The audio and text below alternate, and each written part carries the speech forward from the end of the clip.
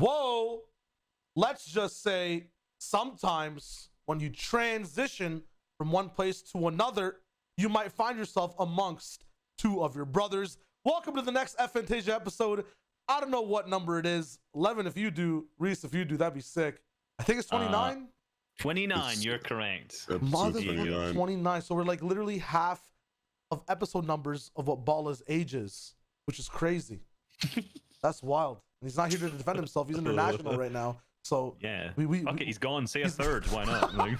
Yeah, Bala's busy with VCT this week, so we got the big boy Reese rolling in, NAE expert, caster analyst extraordinaire, in the business, content creator. He's already been here before, so I think we've done this intro before too. Yes. But yeah, that was much better than last time, though. You hyped me up way better this time. Okay, so I appreciate it. Nice. I'm 10 times more tired this time, but we're rolling with it regardless. It's flowing. It's natural, you know. What you think about me when you see me, so that's what I like to see. That's what I'm talking about. Let's roll into changes because I've been waiting a whole day to talk about this. About a day to think about it, basically, and hopefully these buttons work. Bada bing, hold bada on boom. A minute. Hold on a minute. I don't get a fucking intro. I don't get hello. How are you? Like, hi, we got 11, 2K on the podcast. Like, I don't get shit. 11, how are you, bro? Oh, fuck you, man. You just... This is why Bala CW is my favorite caster in Fortnite history. That's fine. He's mine too, actually. It's kind of crazy. After myself, of course. But, you know, you know how it goes. 11, what are you actually doing this week? With Fortnite being done, I'm back to slumming it out with some football content. I because of you now, I will be paying attention to VCT, so I'll get to see my good friend Bala. Nice. But yeah, I'm just, you know, I'm doing 11 things. You know, I'm a movie star. Okay, true. Is Subway and Manchester United sponsorship collaboration when? Can you give us a estimated timeline? Leak on the potty? Since all the Man United stuff, I'm sort of in the process of talking to the Subway people. They're not too happy. Oh damn. Yeah, so I gotta find a balance there, but you know, we're working on it. 4 million one way, 3 million the other. You gotta. Yeah. You gotta balance the numbers. Equate it all around. I just telling me denied a what is it? TSM FTX contract. $8 million they offered him yesterday. It's not enough. And our energy, you know, they're all just battling for it. So I've got to sit here. Honestly, and just think, right, which kind of millies do I want? How many? What's the cutoff? What's the sellout point for me? And, you know, those 4, 5, 6 ain't going to cut it. We're going to have to get, I was going to say double-digit millies in there. Yeah. If you actually signed to TSM FTX, right, do you think on the broadcast they would add FTX in front of your name before resign? Nah. I'm pretty sure they don't show, like, any... Because I think there's, like, some limitation between... be like promoting yourself as a broadcaster on orgs, so I'm guessing there's something going the other way around too. Like if we wanted to join an org, they couldn't leverage the fact that we were on the broadcast for that, so I'm guessing, I wonder if it's the other way around for casters to be in orgs and stuff like that too. That's true. I know that Courage got to wear like org merch when he was first, or like not first, when he was like on the broadcast and whatnot, so maybe that's the one caveat that we could get. I'm talking with Nike guys, so maybe I should be able to wear a Nike sweater today. Who knows? Talking with Nike just on StockX, trying to get shoes. But anyways, let's roll in. You know, Millie's in the org signing contracts, and Millie's up for grabs for the Fortnite scene as well. That's right. Segues don't go anywhere because Chapter 2 Season 8 details are here, and the world is destabilizing very, very fast. Preseason, it's a thing. I honestly skipped this paragraph entirely when I saw it, because when I see the words preseason, I get triggered, I get PTSD, and I want to go to sleep for 3 weeks because it's the most boring thing. But if anyone's read this paragraph on this panel of desk, break it down for me, Reese. What is going on? Preseason, it's going to be shit as always, right? Everyone's going to be disappointed by the fact that we have to wait 2 weeks for Arena to reset. The fact that they're given 2 weeks for the... obviously, items, awesome. Arena points not going to reset for 2 weeks. Sucks. I think most people have been vocal about the fact that sucks for seasons, or the last 2 seasons I've ever done it. So that's going to be crap. But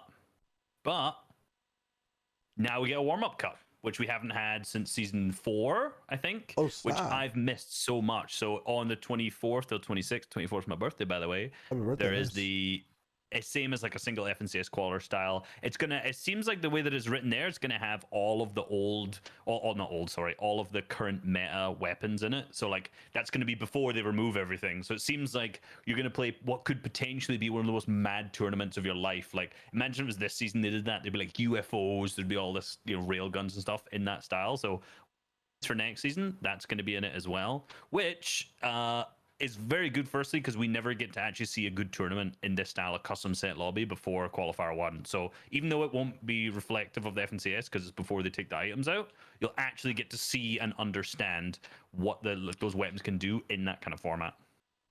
Yeah. Nice. Fucking hell, man. I kid you not, yeah. When this blog post came out, I was like, let me message Reese and just ask him what's happening. No, I just get to hear it in my ear. So. There you go. Yeah, very nice. Yeah, I think the biggest is go for 11. I was just gonna say sorry for cutting you off, yeah, because it's not even as important, and I'm sure you're gonna say something important. But to the person at Epic, yeah, who just keeps naming stuff like using these like sports phrases and stuff when it's like just not the same, and like they intentionally are doing it like with All-Star, World Cup, pre-season, like it's just they're referencing sports things, but like the things that they're using it for are just not even anywhere similar to what the actual sports reference is. To the person at Epic doing that, you know how to grind my gears. Please stop. Oh man, is it the preseason that you're seeing? Is that it's the just word? Like with everything when we first like had talked about All Stars in the pod, bro. I think I ranted about it for like 5 minutes. I was just like, stop calling it All Star. This isn't an All Star event. I think it's closer to preseason because we actually have the warm up event. But before, no, but like they use the technicalities, bro, because it is the preseason. Like the FNTASIA season hasn't started, so technically, like it is the preseason, but it's like it's not in the capacity that you'd think of a preseason in a sports context. At least. I think the closest thing we get to a preseason if they just took the last grand finals lobby from every region and just had a 6-game tournament the day before or like the week before the next season started to give us an idea of how this preseason looks. I don't even know. But what happened to the thing they did last year after trios? The Encore. Encore Cup. Yeah. Only did that in EU as well. It was the EU Encore Cup. Why don't they just do that as preseason for every region? Because the issue is when it comes to Encore, it's like it's a timing thing now with like the whole auto qual between FNCSs and people figuring shit out between FNCSs. I believe Encore Cup, like you have to stay with the same teams that you had previously, right? Or am I stupid? Yeah, I think so. It's so long ago now. Yeah, so like if that's the case, like there's way too many switch ups for that to be like a commonplace now. Like now they want to, like people are switching up every now and then, and like I think they just want more people to just play, test, and then roll in and have a higher chance of playing as well. Adjust the rules, Yeah. Just anybody who you don't have to be the same team. Yeah, of course. Yeah, let me just stop. I mean, realistically, having like the way they're doing it with like 2 weeks of all that shit being in is fine. Maybe if you take out some stuff you know is not going to be in it already earlier on than the 2 weeks, and then having that tournament in the end when it's all in, I actually think that's just a really, really good way to do the preseason. It's just that like the arena points don't reset. Like why the arena points not resetting at the start? That's just the main qualm as always. But yeah, I like that idea. Consistent comp content just literally suffers, and then as a result, like every negative thing about the season, you will complain about even more. Like everyone's just gonna be malding for no reason. So yeah, that shit is just bare annoying. But the FNCS starts, and this is the thing. I think directly 2 weeks after, so 28th all the way to the 14th. That's like historically one of the shortest times we have in getting arena points. So the amount of people playing, I feel like, qual thresholds and whatnot are going to be very different this season compared to ones before. And school started again. Oh shit, yeah. So like the babies are going to be at Let's go. Yeah, like the babies aren't going to be able to grind as much. So I'm trying to remember. I had in terms of days to finals, I had like a graph. I remember I wrote down all the stats of what it was for the last like few seasons. I probably won't be able to find it that quickly as we talk about it. But like the fact, like you mentioned, when you have less people, like less time to get the champs, it's like the amount of players play FNCS drastically drops. Like that is the biggest factor in terms of getting to amount of players playing FNCS is just purely the amount of time they have to get to champs, because it is like a waiting game. Plus, they've said, no spoilers, but then later on in this, they said they're going to adjust the point system, make it a little bit harder to get to champs. So realistically, no spoilers, no spoilers, but I'm going to do that. No, there's more to it later on. There's more to it in that part where they read a bit. But so that combined means that I think in particular when it comes to like OCE, smaller regions, they're going to be heavily impacted by the fact that like their round ones will just be like almost pointless again, where they might just auto qual through. But for EU, shit, that's going to make those like round ones way better in terms of like the quality of players you have there, at least for a week. Yeah. Well, there's only 2 of them, so yeah, they'll probably be good. Yeah, by third qual, man, things get loopy. But like the crazy thing about this is that this FNCS is ending in 1 month. Like we're starting this shit like in a couple days. It's going to start on the 4th.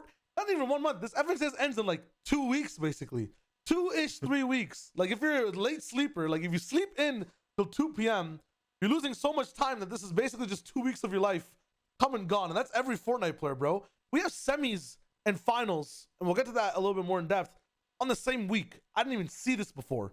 28th to the 31st. So for us, good fucking luck. We're losing like 9 years of our lives chugging Red Bull and coffee for these 5 days, because actually probably 6. We're gonna have double days of rehearsals. Actually assassinate me in game, please. Holy crap.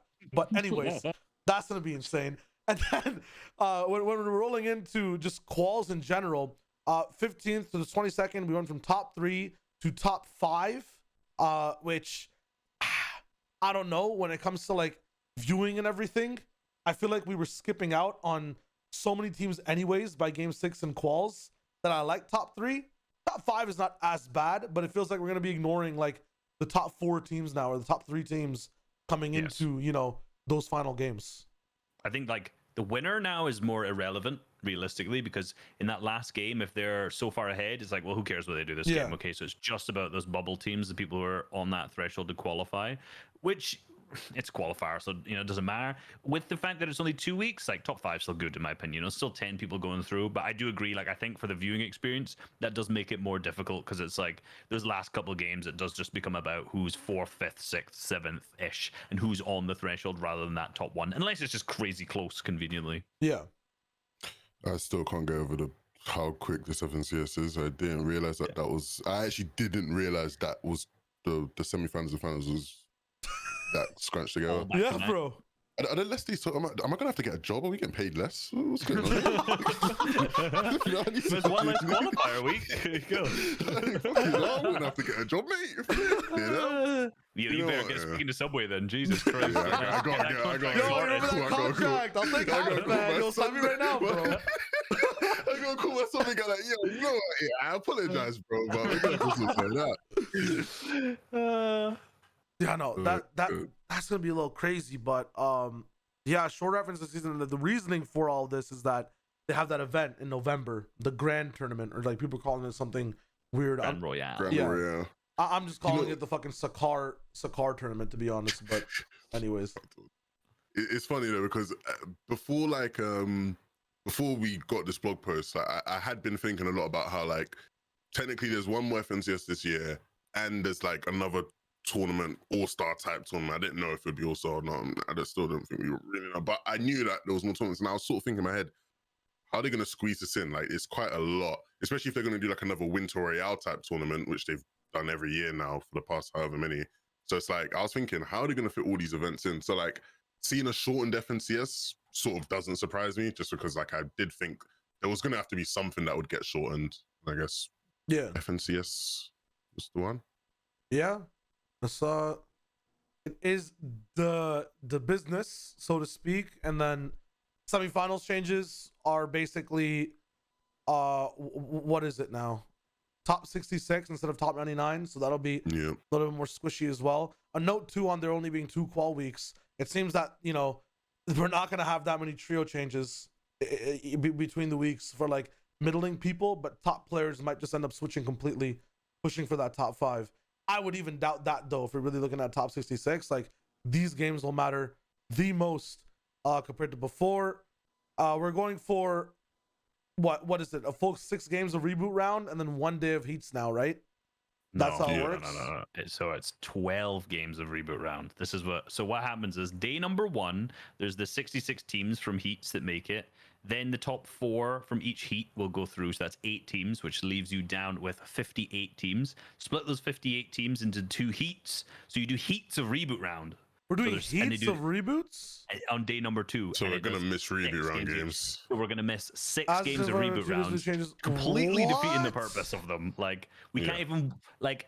I have a big problem with this. The fact that like it's right. If you push it to like guaranteed 6 reboot rounds out of all of them, okay, that's a lot. But like that's maximum it would have been before. Now it's like when you can't even watch both days of them. And then you have like a less competitive system for teams making it to finals. Like that just makes no sense.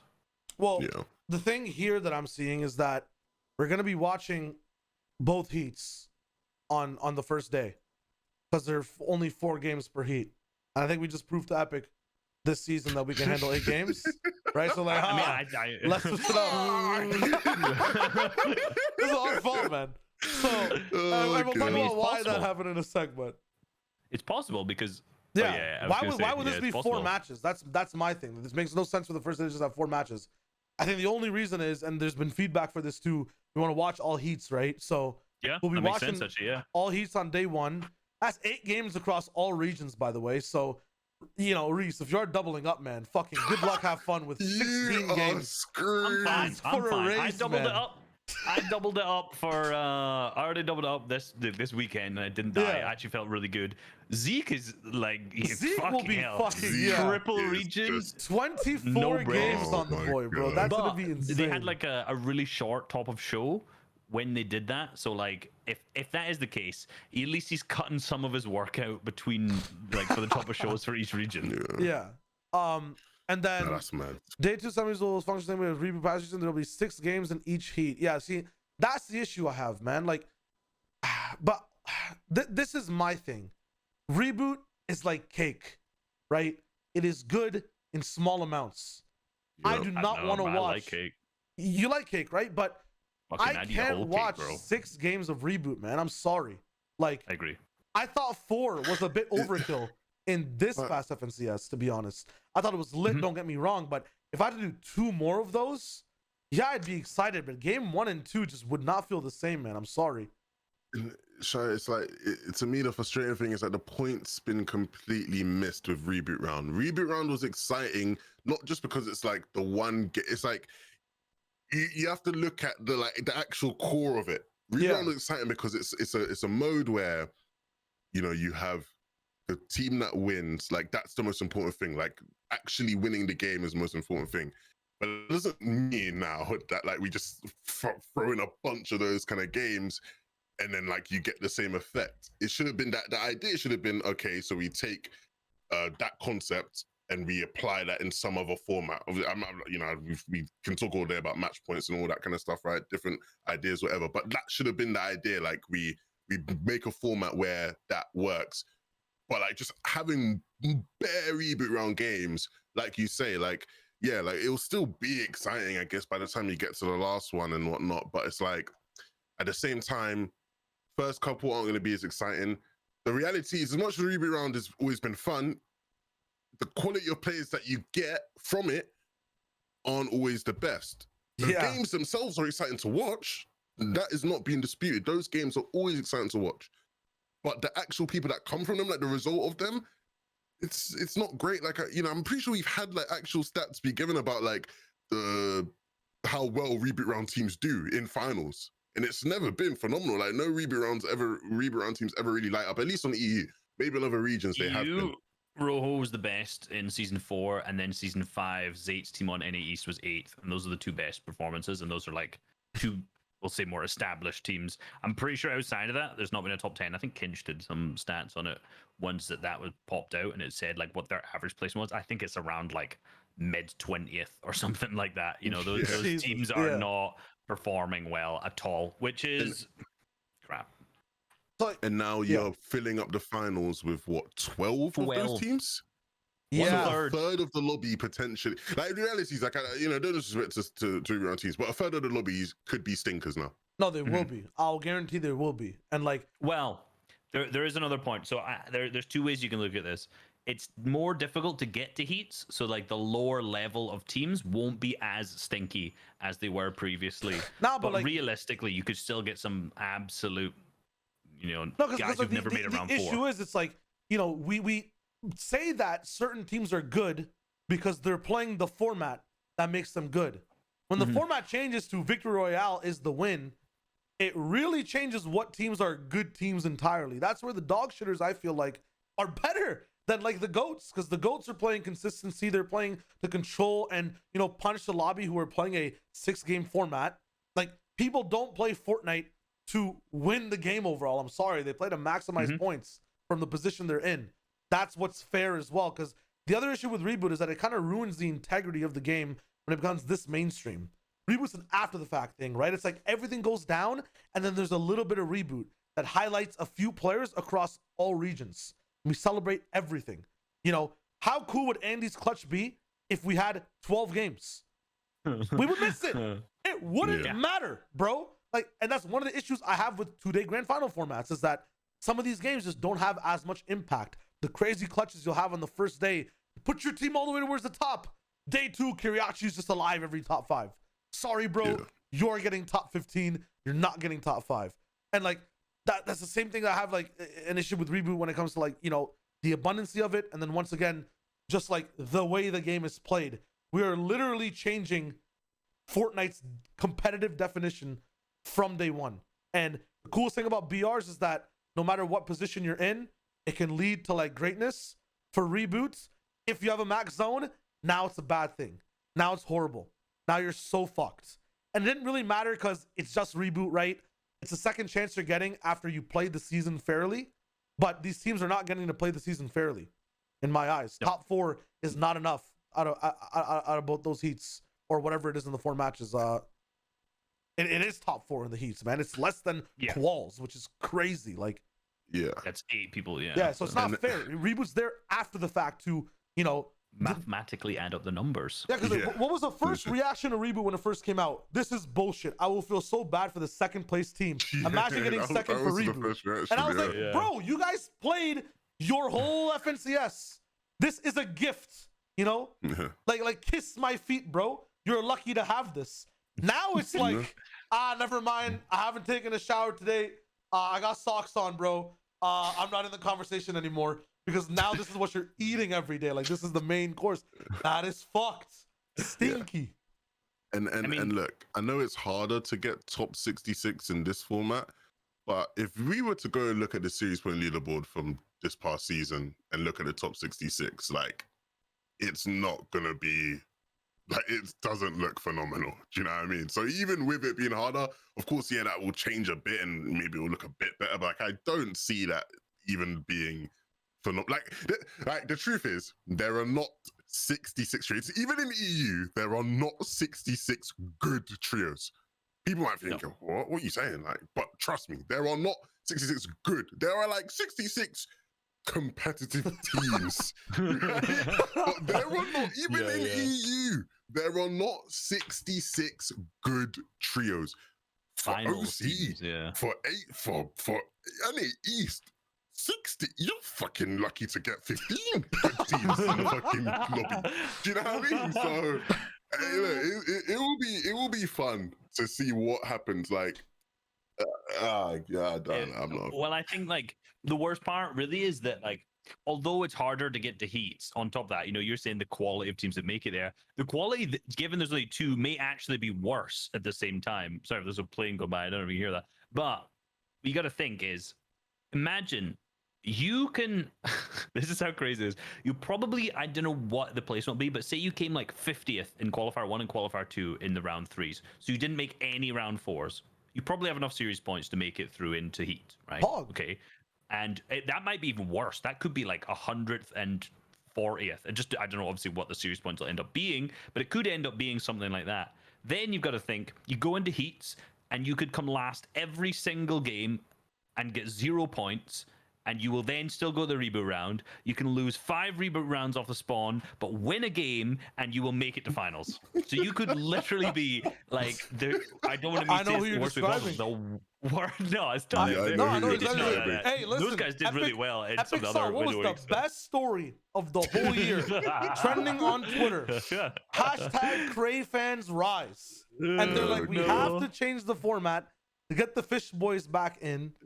Next season's gonna be a bunch of heel off stuff that's happening, and that's the crazy thing too, is that, like, you know, this is the one season we want all these changes. It might be the season we shouldn't have them, because if things are crazy and the best teams aren't adapting properly, and now we have just a completely bumfuck FNCS. Hey man, the GLHF, but yeah, interesting changes. I like the fact that things are at least changing, but I just don't understand like the overall thought process. I feel like they're just leaning into Reboot because people like Reboot. It's like it's just out of all things you wanna give to competitively, it's this now. Actually wild. But yeah, the price split. Let me. Is this less for EU? Correct me if I'm mistaken. It says there it's the same right above it. We'll say exactly the same. Okay, so I've been advertising the wrong prize pool the entire time. Very nice. Yeah, it was very random. Yeah. Yeah, I thought it was 1.6 million, but it's 1.3 million. No. Okay. Wait, I do want to ask something before we move on over to the Grand Royale final event, because at the start of the year, when we knew it was going to be trios throughout the whole year with FNCS, I made like a very big point of saying to people like, look, you know, we got a whole year worth of online. We're not going to have LANs. You know, this is the year for FNCS of trios. I want to see Epic try shit with format. Like, I want to see different formats so that by the end of the year, we feel like we've reached a stage where we know what the perfect format for an online season of FNCS trios. You know, we should know that by the last FNCS of the year, because hopefully Epic are going to use it, you know, this year to try a bunch of shit with the formats and really hear our feedback. Now that we know the final format for the last FNCS of the year, do you feel like that has been achieved? Yes, no. Why? No. Why? Like, there's too much. I feel like there's a comfortability. I said that wrong, but you know what I mean. They're comfortable with the way that the FNCS format has been so far. I feel like the changes that have come this in the next season wouldn't have happened if there was no Grand Royale. I feel like it would have been exactly the same. I wouldn't think you would have done more reboot teams. I think it would just have been the same thing, realistically, as we've just seen for the last 2 seasons now. And I'm not saying that the FNCS format's bad. There's definitely improvements that it can be made, but it's like, it's good, right? It gets good level teams in the finals. You get good quality games through it. You know, most of the time the teams who are winning and doing well are the teams who are doing the best and mostly deserve it, right? Like there's no like horrible teams winning an FNCS on like a major region based on this, and most of the teams who end up placing in the top 10 are usually those teams who you would expect, right? And if they don't, it's probably because they didn't play well, which is a good representation of the fact that it does well. But again, like, you know, in terms of just changing to see if things have actually worked and what could be better, there's not really been any modulation outside of like the reboot round change, auto-qualling. Those 2 things changed. And then again, this changed to the next season, which I think wouldn't have happened unless it was for the Grand Royale at the end. Mm-hmm. So like realistically, I think they've changed like barely anything throughout the entire year. So if you're wanting to see if they're trying different things, I can't really say that's happened. I think they completely, I agree as well that they haven't tried enough different things, but I also think that they've completely missed the mark in what I would consider a championship series. What I've really seen is just 4 tournaments that don't have much in common at all. I really don't see it as an overall series. The only thing that was in common that I enjoyed was the top 3 teams moving on in between seasons. But when I first heard this announced way back, like in season X, my idea of it, and like this is the easiest way to relate it, is in between seasons, the top 15 teams move on to the next season. Like half the lobby moves on. Like we have some form of invited consistency, because that's how the ALGS works. I believe in Apex Legends, in terms of like the teams that they end up inviting and the teams that are playing in the open circuit. That's how the whole new Halo thing worked. You know, some like FPS tournaments are completely open, but like the majors have big teams invited who've done well in the past and whatnot. When you have a series overall over time, it's cool to see how the same teams, like the best from seasons to seasons, adapt to the next, and then it makes things a lot harder when it comes to qualifiers for people to qualify and you know, be top 15. It keeps things a little bit more consistent that way. And I think one of the biggest issues as well they haven't fixed this season is making top 3 auto qual to the next grand finals, like changing that, because we knew that was kind of an issue at the very start. I wish they changed that to just they were invited to every single qual weekend, right? And now round 4s get harder because sometimes you look at those round 4s, man. 15th to 30th are some smelly teams. Like there are some big names that just skirt by, but those guys who come in 15th to 30th, they end up 15th to 30th again, right? And there's a little bit of switch up. So if you just had 15 or 10 teams the same, and we saw them, and we could build the same story season after season, like we actually had a year of consistent linked storylines and trios gameplay, that'd be sick. But I feel like they've kind of missed the link to do exactly what you're saying, Reese, which is stay comfortable, right? There's not too much of an issue with that because we've got some sick stories. Thank God 100%. Our players are good and they're rolling in. But I wish we saw a little bit of that, not like franchise type beat, but like earned level of consistent play. Like, you know, making a grand finals or making a finals, because that's the official term, whatever. Like making that actually did something worthwhile for your career over time in a championship series. Like I wish that was a thing. Do you know what are you going to say, Reese? I was going to say, do you think that would actually work in Fortnite, though, with the top 15 teams? Say something like that going through and you see them every time, because if you don't come first, they're just going to leave. If you don't, a lot of these teams just split when they don't come first, top 3 anyway.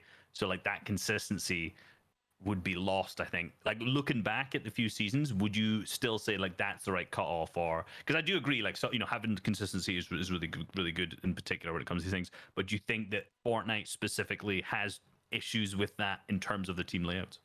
Well, it's funny you say this because this is actually exactly what I was going to talk about. Because I was cute, because I literally thought the same thing, Reese. I've just been looking at like the top 15 for the past 3 FNTSs. When you actually look at the top 15 for every finals that we've had, you actually look at it like all 15 of those teams, for the most part, there's only 1 or 2 teams where I think I wouldn't care to see them in the next finals. But you look at some of these seasons, I think to myself, yeah, I'd actually love to see all these teams back. And a lot of them are the same teams coming back. Like when you actually look at it, a lot of them are the same teams anyway, but obviously like changes and like there's different names of different people. But I actually don't think, I think you still have to adjust the format to guarantee that those teams who can get to finals and are getting top 15 are going to be the top quality teams, because like you said, I think there would be that question mark where it's like 15 maybe is a bit too much, because at the end of the day, because of the way the formats are, it still isn't like, you don't get stinkers in FNTS finals, but like it's not a full 33-man lobby of like the 33 best teams in Europe. Like from like 20th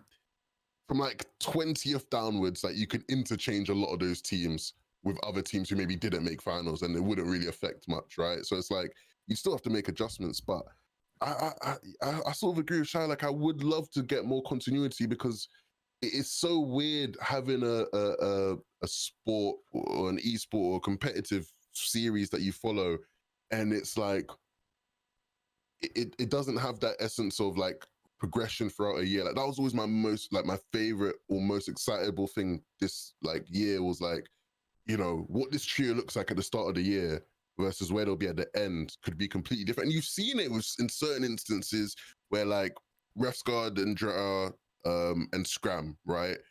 I was so keen to see, like, at the end of the year, where are those guys, like, realistically? And obviously they lost Scram and they brought in Savage, but like, you know, that kind of a change isn't too bad. You know, it's just the one change where both of the, in terms of like Andrea and Refsguard, like their roles have sort of remained the same. Like you can see the progression, you see where they've improved, like, and like it'd be so, like our scene would be so more rich if it was like there was more of that, where you can actually just track the progression over the course of the year. Whereas like for us, because you know this is literally our job as analysts, casters, we are learning new trios every single season. Like the majority of our work is learning new trios. Whereas you look at like analysts and casters in almost anything else, that's not the case. They're just learning new things about trios they already know about and they already have a big sort of foundation for.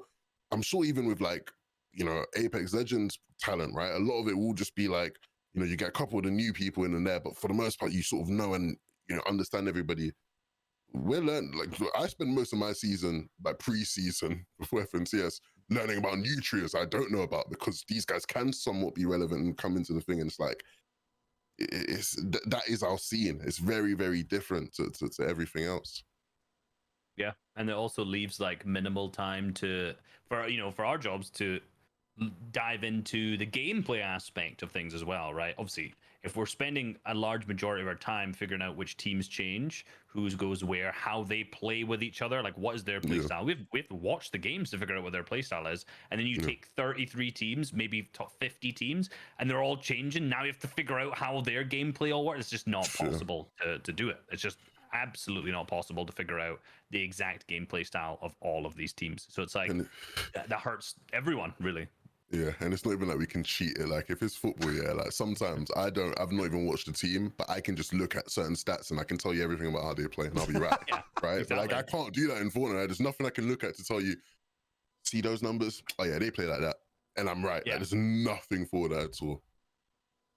Yeah, it's progression was the operating word then that we've just been missing, and I feel like the format should have been experimenting around, and it was the coolest change that we saw. Unfortunately missed the mark, but we'll see what they have next season because this is all still a learning experience. Maybe they wanted to just, it seems like just stay consistent with decisions at least until the very end, and then maybe next season's different. Maybe that's when we try progression, and we'll see exactly what works, but I still doubt it. We'll see how things change on a landscape of LAN as well when things are less regional and now people have to qualify to get somewhere. Maybe that's where things maybe change.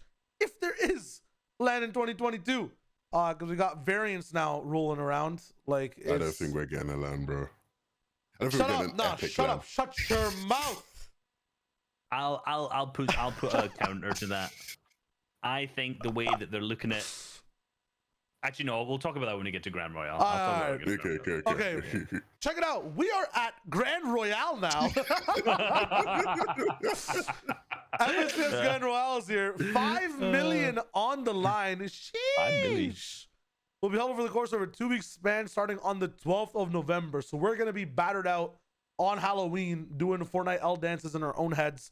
And then in a week and a half, we are going to go again at November 12th. What day is that?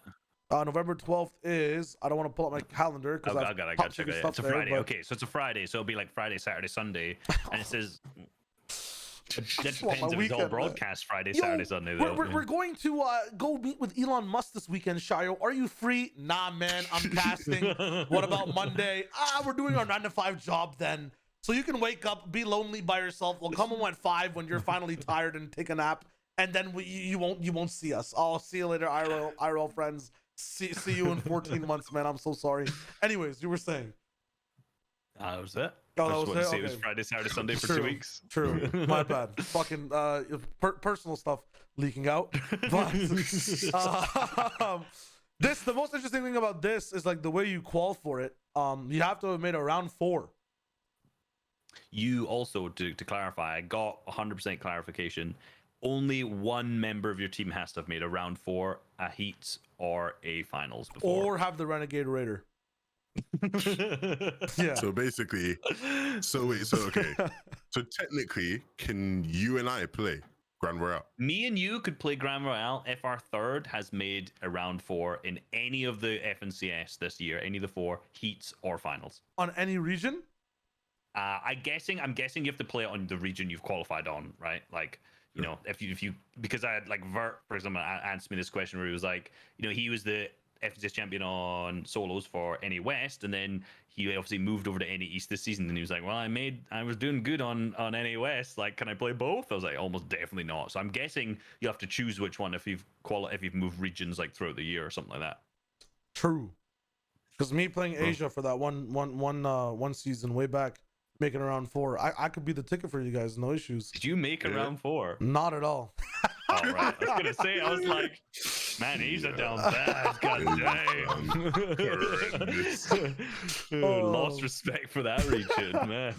No, we chilling. But it'll be interesting to see. And then in terms of more information on the rules and format, maybe something changes, because that's all we kind of really know right now is that, hey, there's a tournament.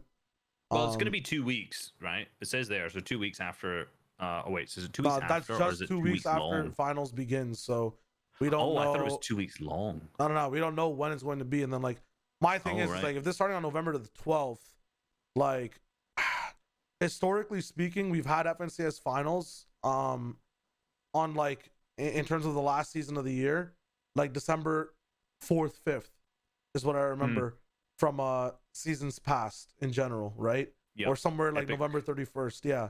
So they take their holidays early, I'm pretty sure. Like they're never doing much close to Christmas. So like as soon as like I would guess there's not going to be much after like the start of December. That's what the last few years have been like from my memory. Yeah, so this might be like another 3-week type beat. So we'll see what happens. But at the same time, Grand Royale just kind of tells me, you know, even though FNCS is there, like these tags always have like weird stuff in them, you know, Blueprint Battle and this, that, and you know, everyone was really hyped about Blueprint. Yeah, I think that's because we were just chilling and waiting for All Stars, you know, like, let's keep the show going. But we'll see what they cook up with. I mean, the grand part of that, the fact it's called Grand Royale, now makes sense why we call it finals, not grand finals. You called it grand finals. Saving it just, for, saving it for the Grand Royale. They were saving the use of grand for this one event at the end of the year. Wow. Very crazy. It's not even the grand that we use. It's like an E at the anyways. Arena, you guys mentioned it. It's gonna be a little bit harder to get the champs. Exclamation mark or press X to doubt, pretty much is how I see this. It'll be like an hour or two more, maybe. Like, bro, man's are getting the champs and you can't stop them using no guns. Like, that's actually a brilliant point. It's like, yeah, it's gonna be harder now. Well, no, it's just gonna be like 2 hours extra of your time to get there. Like, it's not harder. It's just gonna take more time. Nice. More chances to be in lobby screen and check out the item shop. Hashtag ad. That is the wave for when you're on the game. We can't point to a date just yet. Oh, nice. I didn't even see this, but our intention is to explore a fill option for Arena. Dude, just fill only trios. I'm telling you, fill only trios would be the ranked system for this game. It would be nuts. Like, so you can only queue as a solo, or like fill only past champs. Yeah, I get it. But like fill only past champs. Like something where the game is competitive. So just Valorant. No, just every other game in existence, bro. Or I guess just Riot. I don't know. But something where it's like, you know, if you're good at the game and you're rolling in it, there's like stakes to the game and enough of a fun difference. And I know people like playing Arena. You want to encourage playing with your friends. But there's the truly competitive shit, like rank, pugging, like just big vibing, is there when you're chilling by yourself or with one other dude and you're playing the game. And it's not your set team dominating, doing pinches and splits. You know, I would like that. I'd like that in an actual ranked mode. I wouldn't like that in Arena because I think Arena's rubbish. I would like that in a ranked mode. Like, yeah. Cool. And then other competitive offerings, this is where they do enough so where console players don't get the most impressions on Twitter with the outrage. Cash Cups and LTMs are there. Shiro Cash Cups, Hype Cups, Poggers, DreamHack Extra, DreamHack Duos, Wow, NAEs. Oh, wait, hold up. What is this? DreamHack Cash Cup Extra is scheduled for 6th, 3rd, and 1st. Nice. DreamHack Open is October 7th to 10th. Damn. So, mans are just going to be fucking in an absurd amount of tournaments. That is crazy. Like, if you're, like, from basically the 6th, you're just playing a tournament, like, every other day. Yeah. No complaints if you say, don't give us tournaments. Yeah. The first 2 weeks, people complain about just it. counting his pockets, bro. He's like, yeah, give me more money. Let's go. Guys, I want to ask you something. Yeah. I'm going to just be the guy. Say it. How do they make this shit more interesting? Because online, in terms of like... You want to know how?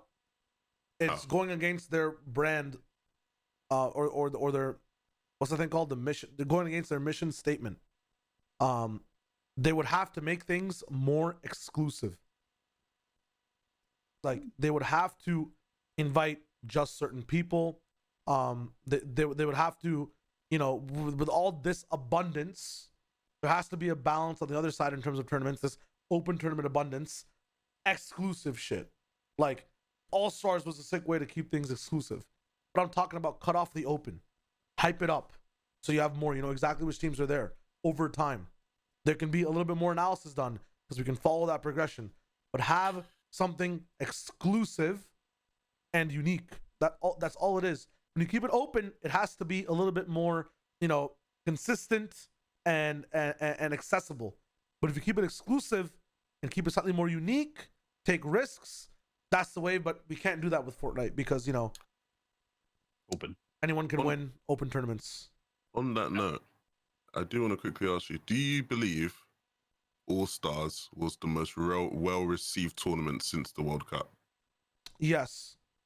Funny how that was an exclusive tournament. Just saying.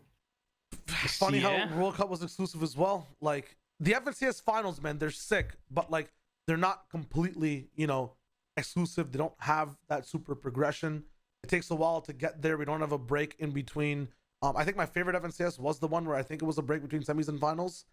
I had the most fun in that FNTASIA. I think it might have been season 5, the crafting one. Or was that season 6? I don't even know. But regardless, that was a good season. Yeah, like you know, and that was the season where shit was just garbage in terms of the loot pool and the gameplay in general, like the way things were rolling. But now I can say that, I guess. Just past that, it was a lot of fun watching the break. Oh no! But it's like, you know, I just feel like when you're looking at things in terms of great events, they have a little bit of prestige, and that has to be handpicked. You don't just, you know, rake a garden and find fruits of your labor. You'll find a lot of rumpled up leaves, bro. You gotta be in the bushes, picking the berries, getting the glubs. You know what I mean? You got to be in there. Like, and yeah, some fruit might get left behind, and the leaves won't get to play inside the house. But you know, it is what it is. God tier analogy type beat. But yeah. I also think on that, like, there's a cap to how interesting online tournaments can be. I don't think we're at that by any means when it comes to Fortnite, because obviously there are things, you know, like being more exclusive that could make things more interesting. But at the end of the day, like, there's when you're giving tons and tons of tournaments to people, which obviously what most people want, there's always going to be a limit to how interested you can be in every single one of them, right? Even with the prestige being really, really high. So, Lance pulls. I don't know, man. I think for like to give like a WWE reference, you know, for like anyone listening who watches Sancho S, if you're listening, you'll get this. Shout out Sancho. Shout out Sancho. I used to always get like frustrated, right? Like watching WWE when like they're just bringing back like the 60-year-old wrestlers that were like great in their time, but I'm like, fuck, you know, like give him a break now, you know, like he's WWE slumming out for decades. Do you know what I mean? I used to get frustrated, but like, I almost sort of get it now because of Fortnite. It's like, fair enough, just show me the people I care about. Like, I actually don't care about all these new kids that you're throwing in. Like, yeah, just you want to watch Undertaker, bro? Bring back the 70-year-old who I've seen for years, because I actually do care about him. Do you know what I mean? So, dude, yeah, I would like to care about Teo. I would like to care about these guys if we had a chance to breathe and like figure out who they are and figure out like, you know, their grunge type of frequency compared to like the regal stuff we're used to with our big players. Like, do a sick hype piece on him. You know, who the fuck was Booga till he jumped out of the battle bus? You know what I mean? Like, who are these guys? And show me who they are. Give me some content around them. That blast content was sick for All Stars, and it got me some insight on some players I didn't know. So it's like, you know, there's a chance there, but I feel like just because of the accessibility and how many things there are all the way around, it gets tough. That's not Epic's fault. That's players' fault, because they don't turn up to the fucking the interviews. They don't want to be there. That I like previously. I agree that was Epic's fault for many seasons because they didn't involve the players. Obviously, there's some difficulties with like legalities of underage players. But now that they're being asked to go to it, if you were a player, especially a player who is not like very, very, very well known, take the interview. Like, please, we need to learn stuff about you. The community needs to learn stuff about you. If they don't care. Like, realistically. Yeah, but at the same time, it needs to be like there's a balance, because even with online, I think because I do think content would solve a lot of the problems we have. But at the same time, like content that you do online versus content that you do online is different, because definitely when it comes to lands, where like at the land there is just like a select amount of people, right? Everybody has their eyes on it. Online, there are all these different channels where people are sort of paying attention to that. It doesn't get that sense of attention. So like you can do some of these online interviews, and I still would advocate for people to do them because, like you said, Shio, like I got insight on people while doing all-star shit that I didn't have before, and like you do sort of build rapport with people. But obviously, like on LAN, when it's LAN, it's multiplied by like thousands, like and so hopefully we can get to a stage where we can go back to doing stuff online, because I think that obviously would help us know these people who it feels like we just don't know. It gets things to that exclusive melting pot point as well, because so many things are now boiling down to one. Every region's watching the same thing, and I felt like that's what was so cool about All Stars, is that everyone had a chance now to be in one central place and watch the same thing at the same time. Because it was like different, new, cool, kind of lanny. But if we get close to it again, I'd like to see them make that center point even more, absorbed with all regions. Because if it's All Star and it's fun, like, who gives a fuck if one person's like on 200 ping? Like, just make it Mongrel versus Scented. Let's see what happens. Make it fucking Kiriachi versus Zayt or something. I don't even know. Just have a good time between between regions. But yeah, moving on past that, a region that we talk about once every like 9 episodes. We're gonna talk about him again today. It's Young NA West, with what is one of the most backspace takes I've ever seen, in terms of, I saw this, I wrote out like 7 tweets and like backspace. I'm like, is it even worth it? Is it even worth it? Is it worth it to even send this? Like for 5 hours, I was on this tweet to reply thing, fucking trying to get the 140 characters in there, and then no. I come back an hour later. Fuck, I gotta type it. Yeah. So I literally did the same. Sundown tweet saying, interested in your opinions. This is after the finals where Epic Will, Rex, and Arkham have won back to back. Let me just stress that first of all. Are they the best trio in the world? Survey says 46-40, and see results. I mean, see results is literally a pretty big significant leg in this race, but I'm not even sure what it means. People abstained. I want to first hear Levin's thoughts, just generally. We're going to go through all around. Yes, no. Yes or no? Are they the best? Number one. I'm saying no. No? Okay. Reese, yes or no? I'm leaning towards yes, and I voted yes on it.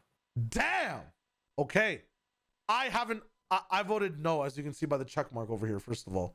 I was gonna say, you can't lie, bro. Like, you see what you voted, bro. Wait, I actually haven't voted on that. Yes, it's just in the more majority. Okay, I thought it was because I thought it was blue, because I voted. There you go. But I say yeah, I voted yeah. I say no. Okay, because and now we can dive into a little bit. For me, it's like, bro, NA West is just it's not a good representation. Like, this is a God trio, no doubt. Could be top 5. And I realize, like, one of the arguments Sundown has is that, if you're talking about internationally or whatnot, at LAN and World Cup, like, West was at the top. Brother, it's solos. I'm sorry. You can't use that tournament to talk about regional prowess. When it comes to trios and team-based modes, I feel like these guys, internationally would fall behind. One of the biggest reasons they do so well on West is no one will ever give them trouble at the God drop spots. No one's going to be stupid enough to challenge them. They have a dope reign on that. And some of the trios you see on EU, also kind of similar in that sense. The ones that are winning have a good reign on their drops entirely. If they were to switch and go for doing their style in a different region, they would be contested, which is going to be huge in changing the way that they would win in terms of tournaments. That's the first thing. And then second of all, in terms of being punished, in terms of punishing mistakes, the expansive skill tree and pool trios have in EU, like, I think it's up to par with these guys. They have better synergy. I feel like they have the best synergy in the world as a trio in general, but I don't think that's enough to set them apart from the best of the best, personally, or in a lobby where everyone punishes people. Like, yeah. I think you make some great points there, and ultimately I said no, right? And for the first time, like I hesitated before saying no. Like I remember we talked about these guys last season, right? And I was hard, just like NOS tax. I'm not considering it.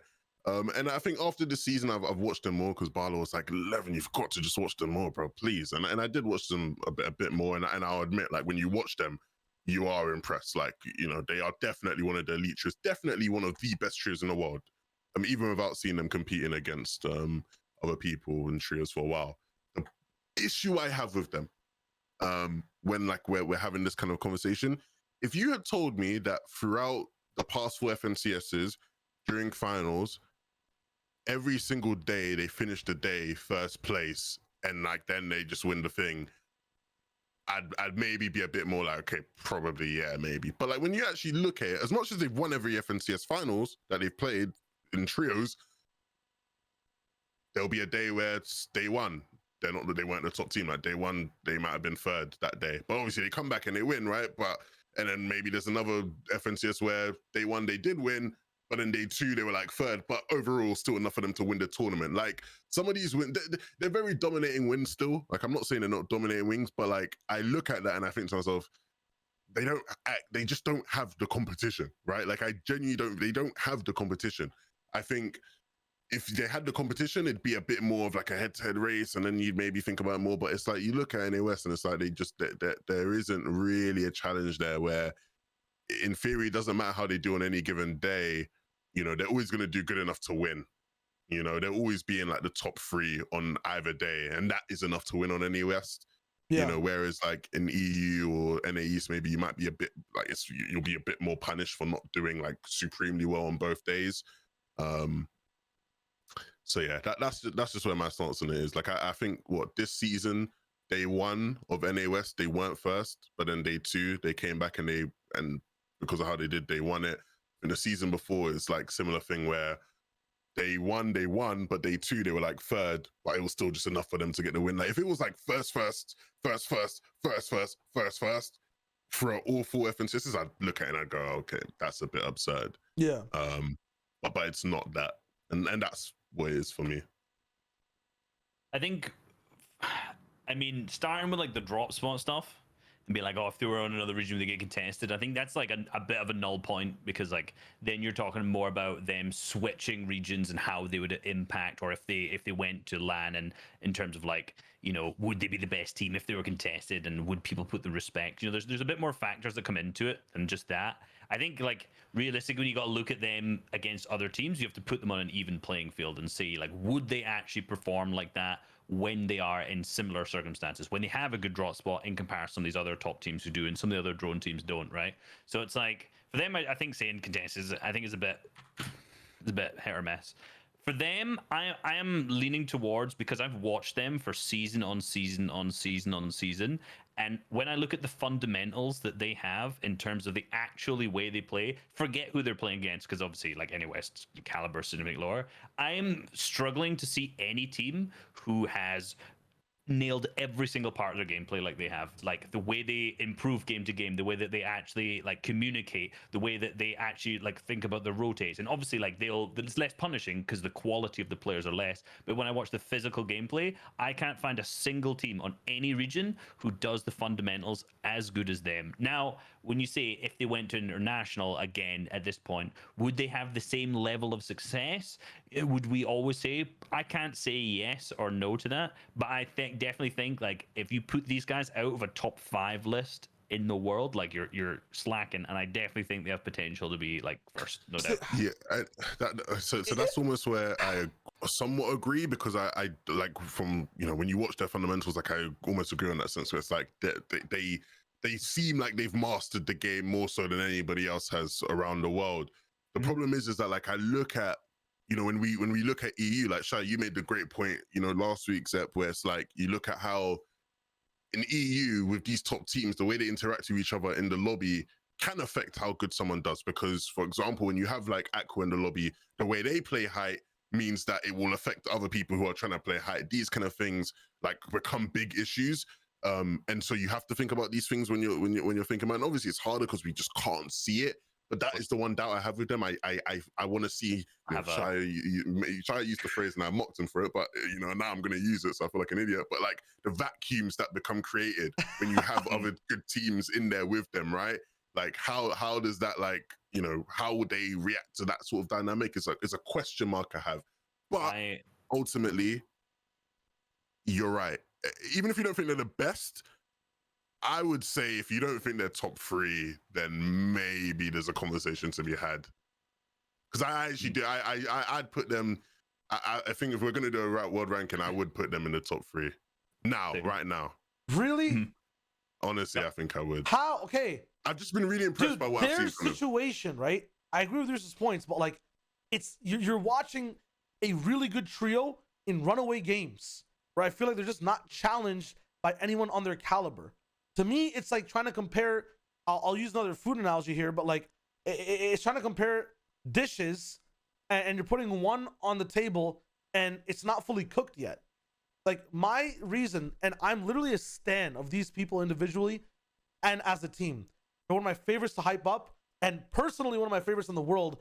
From an unbiased standpoint, if you're ranking in top 5, they haven't finished their arc yet to be able to be ranked. Like which villains have they beaten? Which other greats have they put down to get to this spot? Because my biggest issue with these guys is that they're never challenged. They're never properly challenged by anyone on their caliber. And when you look at Hanjan's Chapix, when you look at especially Kiriachi this season, and another one, Miro Day and Reverse 2K, like these stories I can put respect on because they got challenged and they won by teams better than them, by teams in better positions than them. They had not only just the crazy clutches in general, but they had a history of consistency or a great run while challenged at various spots in their own gameplay and on the boards in general. I only ever see these guys challenged on the boards, like Levin's saying. I feel like that is a little bit enough to raise a few questions, but at the same time, for me, it's like, getting third on a day kind of is what it is. Like it happens even for some of the best teams, just kind of sometimes the nature of the game. And it is a little bit of a peg in the statement of like, are they the best? But like the true thing for me is that in game, it just does not look like anyone's close to their fundamentals, right? I understand they have crazy fundamentals, but on other regions, there are teams that rival what they do. And if you put those teams on West, they will go back to back for 6 seasons in West doing what they do. Would they be considered the best teams in the world? I would say no, because like they're not challenged once again. There isn't another there's nothing to compare this team to on West to have an equal comparison to other teams in other regions. That's just my issue as to why I can't put them in top 5 anywhere, because they're not finished in that arc yet. Like that's why I asked for the region switches. That's what I'm saying. Just wait till land, because I want to see them challenged in those fundamentals and in every stage of the game. Yeah, 100%. But we're asking that question before that happens. That's why you have but you can't just say to them, but you got to think we're asking that question at a point where we haven't seen them. I totally agree with you, because let's be real, the quality of that region is subpar in comparison to the law. But you can't just say because they haven't been challenged yet that they wouldn't at least succeed. Because when I watch them, they're not a one-trick pony when it comes to end-game playstyle or anything 100%. Like that. Like they play low, mid, high, whatever they're given, they are so good on those layers, those positions. So even if you had a teams who were dominating in certain positions, like I feel like just from watching, they'd be able to adapt to that based on what I've seen season to season to season, from solos and duos and trios. How many times have we watched a team that has crazy good fundamentals? The biggest issue for them is getting challenged. Like on paper, the sickest. In a qual weekend, so dope. Hit the finals, right?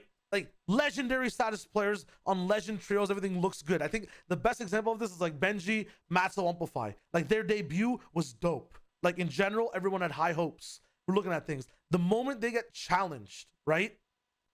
Wow. Yeah, I don't think that's a good example, because even Benji, but that was something that was said. Benji Amplify Metz's fundamentals, it was knowing that it wasn't good. I but do you agree understand with where I'm coming from with it? Like, I see where you're coming from, because like I had that same problem with you once again, referencing last week, where like I'm talking about Anderlex's performance from what I'd seen, and from what I had seen in that week 3 where they looked phenomenal, I was like, well, if a team's going to play like this, then they are one of the best teams in the region, like 100%, right?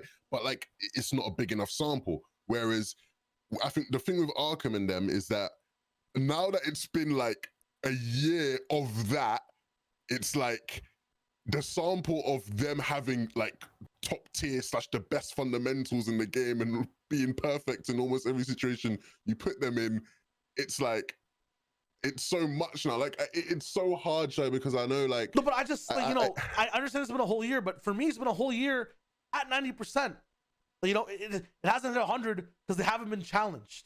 Like, I mean, it's been the same for me. Like my level of respect is higher than before, definitely. But like, so many people though in Fortnite who are still like, I get the arc thing because the arc thing is true, but that is true for a lot of people still. Like even with Tayson, right? We had the conversation when we were talking about Tayson being the GOAT. You look at everything, and in theory, you should probably say, yeah, like Tayson is the GOAT. But at the same time, his arc is not finished. Like we need to see that guy on land before we can actually solidify him. But yeah, I mean, there's so many people's arcs who are still yet to be finished in that sense. And the part of it that is troubling for me is like I think about it in like a sports context, and like you see it in sports where there might be a player in like a lower league who you watch him, and when you watch him, what he's doing seems perfect, right? He might be a striker in football, and like the way he turns defenders, the way he shoots, he puts the ball in the perfect place, the finishes are beautiful. And so you think to yourself, that guy, what I'm watching, even though it's at a lower level, that guy, what he's doing things better than I've seen anybody else. But then when you put that guy in like the more competitive regions and whatnot, sometimes it doesn't work, right? Because like you said, Joe, he needs that competition. He can do it against a better competition. And where do you find that balance? Because it's not even like in that situation, we can see it. We can say, okay, we'll buy you, put you on a good team and see how you do.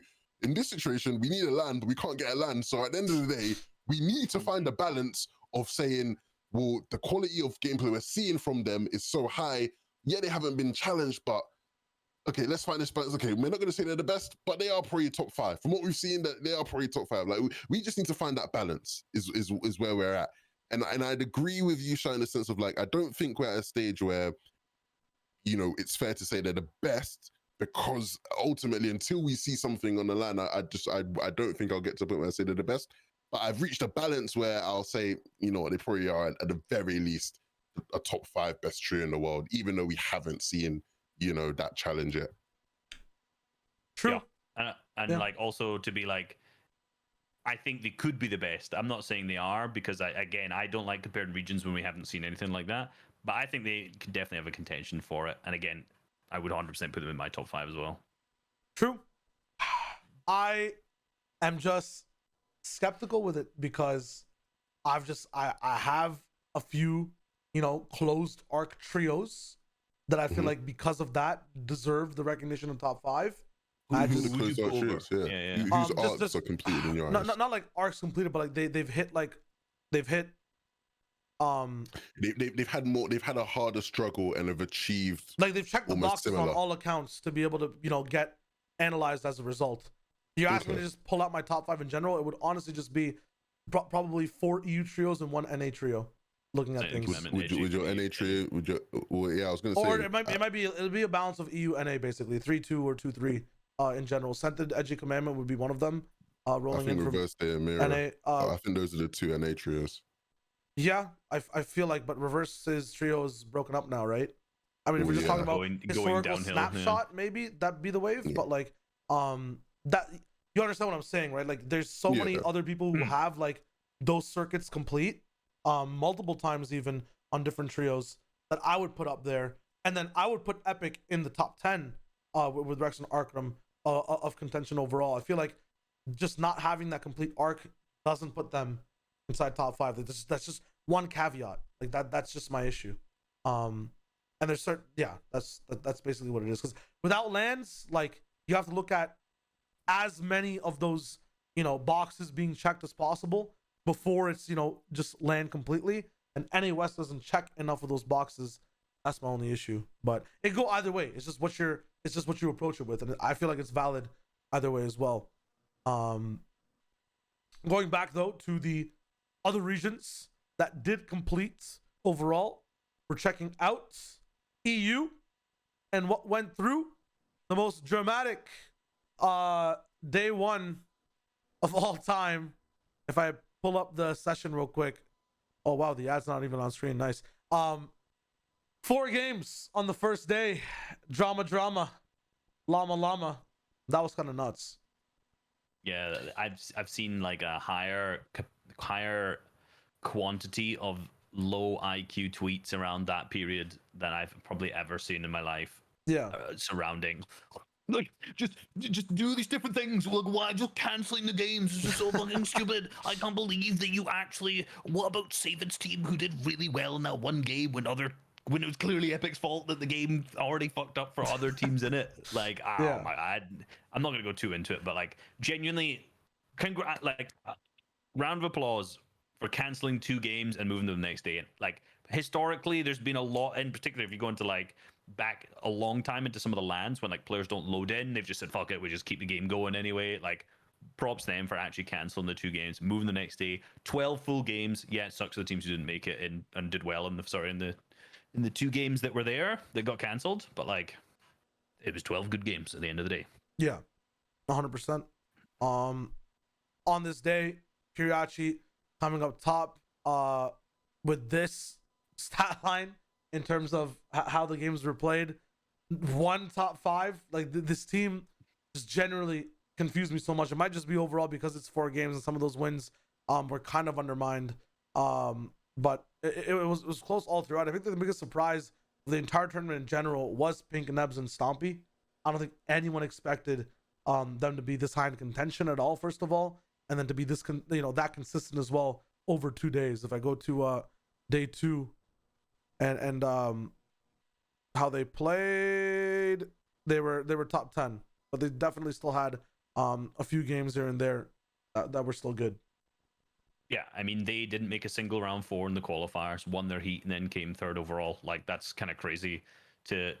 Shows that like they're good in a set lobby format, but when it came to like making it to round 4s, they were just like horrible at it. So with them being a top 3 auto qualifying through with the more difficult qualification system next season, like that's really good for them. Mm-hmm. So the top 3 were Hottie, Yellowcrest, Tripper, Pink Neb, Stompy, and then Kiriachi, Stormray, Toos, which I honestly think no one could have possibly predicted. Yeah, that was my exact sort of thought, where it's like at the start of the year, right? Like predictions became like a very popular thing to do at the start of this year, right? With people on stream, Reese was doing them, Coach Harry was doing them a bunch, Boop was doing them. Everybody started really doing predictions and the viewing parties and whatnot. And at first I hated them because I was like, you just can't, it's so hard to predict. Even what we think in theory should make sense. And like, let's say we do a prediction where it's like the top 5 trios based on the situation in the lobby. It never feels like it plays out that way. But to be fair, the 2 FNTASIAs before did play out. Like, you look at the top 5s, the second FNTAS, the one where Krillex, Shrulix, Julian, and everything, I think almost everybody that made a prediction had like that top 5 as their top 5, just in some sort of order. Like, yeah. I remember that was like the big thing for me. I remember I did a TikTok prediction and everyone in the comments were like, 11, oh my God, how did you know? I was like, listen, I just watch one qualifier week and you basically know, right? Like, yeah. But this season, it was like the top 3, I don't think anybody had that top 3 in their top 5. Maybe you would have had Kiriachi because he's came 6th last season. They've been decent, but like Pinks and the Hotties trios just didn't expect at all. And yet both, it's not even like one day wonders. Like both were quite good over the 2 days. Mm-hmm. So this is an insane match history from Hottie, Lowclass, Tripper. Like basically everything close to top 10, barely even any misses. And they were kind of the passerby trios, at least in qual weeks a lot of the times, and they like ramped it up for like 1 or 2 games towards the end. But like this time consistency was really there. And where was their win? I guess start of day 2 or middle of day 2.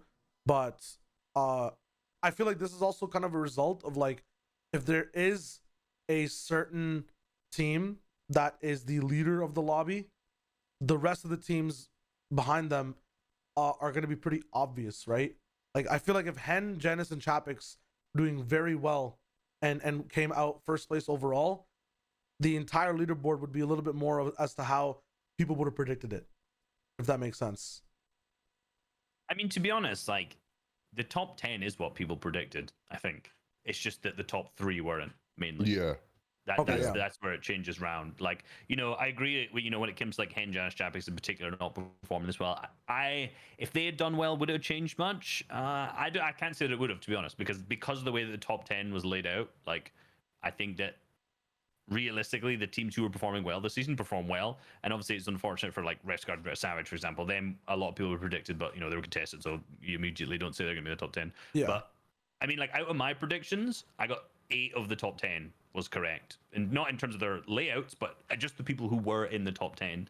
And like, it was Hotty's team who wasn't, I think, and who else did I not put in there? It was Hottie team and Pink's team that didn't put in. So yeah, you're exactly correct. Where it's like those two teams were like the teams who just had such a good day. They performed.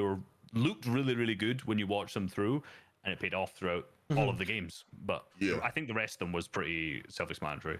And because like you said, I didn't do a top 10, but in terms of my personal, what I thought would be the top 5, all those teams are in the top 10, just in whatever order. And almost linking this back to some of the stuff we were talking about earlier, like it's fine that being the case where like Hottie and Pink's team do well, maybe less so Pink's team, just because it's like having a team that didn't make a round 4 and it was just sort of it's just like still somewhat sketchy. Like, you're not always guaranteed that kind of a team goes to finals and does well. Obviously they did in this instance, but the point being, it's like you will get that in like in other games and sports where like a surprise team just does really well. They just have a good tournament, right? Like, that's okay, because like that's something you can follow, right? And that's something you can actually highlight and become a talking point. The fear is when you have a bit too many of those teams. But I think people watching Hottie, Trip and Elocrats, like, they've always been like a solid trio, like they're in that sort of I think Shayo on last week's app, like I literally said, like in terms of like the wishy-washy teams in the EU, like they're at like the top of that, where they are more so like what you're getting out of them. But for them to now be auto-called to like next finals, it feels weird. That's actually, I'm not actually used to that. Pink Nebs and Stompy are auto-called for next FNCS finals. That part feels weird. I mean, this is the best FNCS to auto-qual for. Yeah. You know what I mean? And these are the 3 teams we're definitely going to be seeing there. I wish people had auto-qual tickets they could use throughout the whole year, because I feel like some of the earlier ones might have got scammed with this one.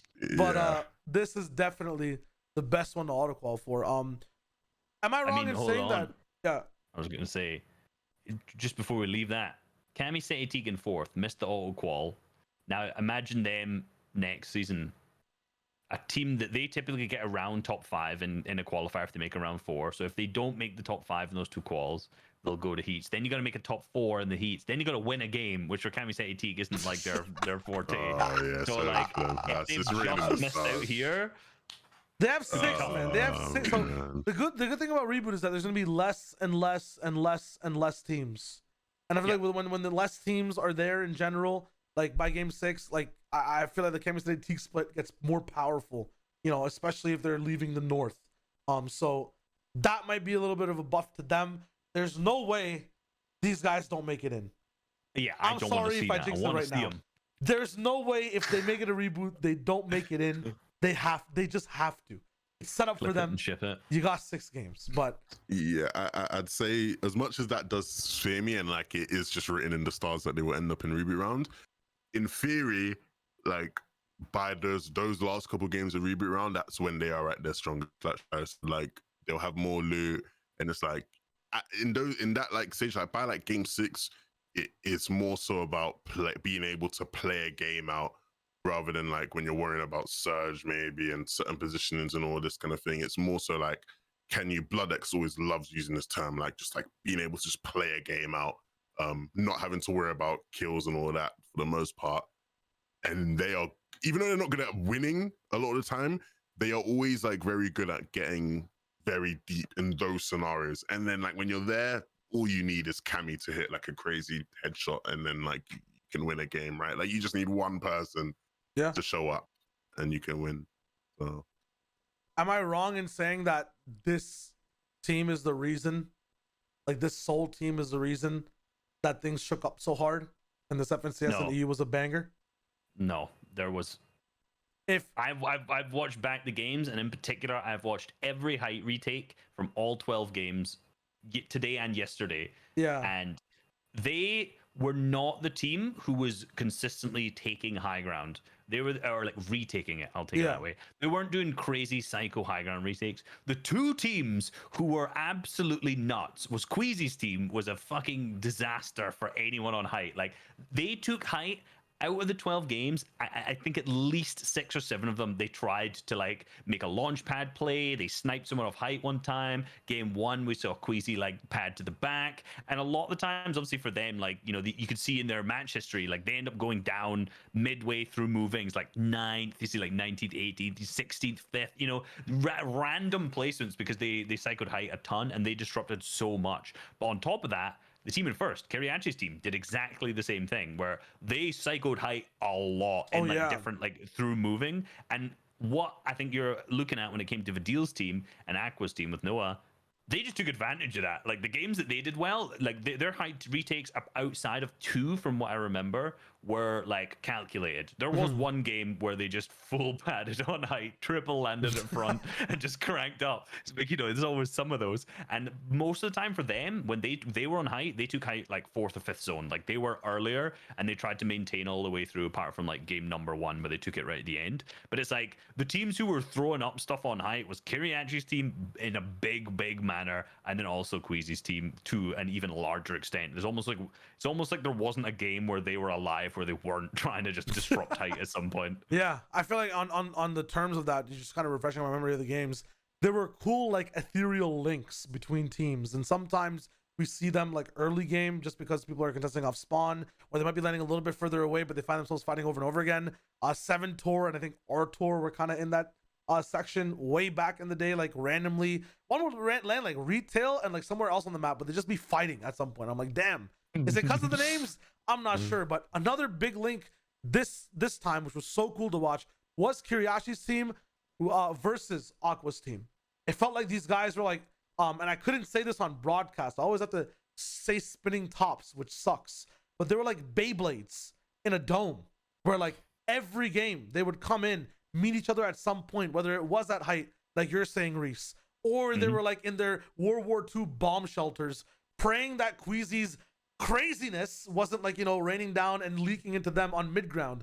But they were clashing over and over. I think I asked for a stat too, and we were talking. You guys were talking about on the analyst desk, like they eliminated each other multiple times in the first 4 games on the first day. So on the second day too, they were going at each other. Yeah, well, I can't remember what it was for the second day, but for the first day, it was Aqua's team had height at 5th zone, and then Kiriachi's team padded ahead, took it front of that game, and then they ended up like Aqua's team ended up winning because of the. I knew I was going to end up mentioning this. The best tweet of all time from Noah Rayleigh, which was before this, right? This is relevant, and we'll come back to why this is relevant.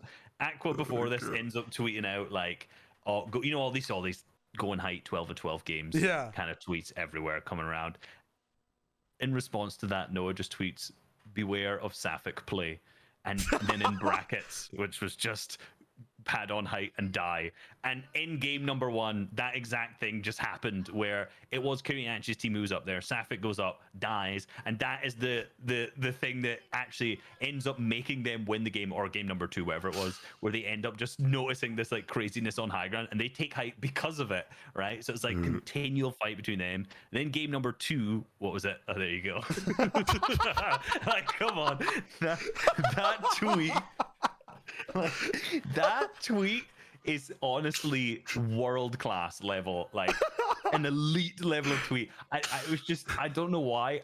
I genuinely, I'm not even joking, I've thought about this every day since I've read that tweet. It's just so funny. It's like so much funnier than he probably even realized when typing it out, you know, like it is so, and it was just like the thought of like, you know, that being their height trigger, like they're just looking in the feed, like just wait for Sapphic to die. He died. Okay, look up. Oh, yep. Let's go highlight. That idea in itself is nuts, man. Oh, so funny. So funny. So like that ended up happening. Noah's team ends up winning the game that happens. Then game number 2, it's Kiriachi's team ends up killing off Aqua's team, and then the game after that it's the other way around. So Aqua's team ends up finishing them off. So like they had through day 1, continual battles between them, which was really cool.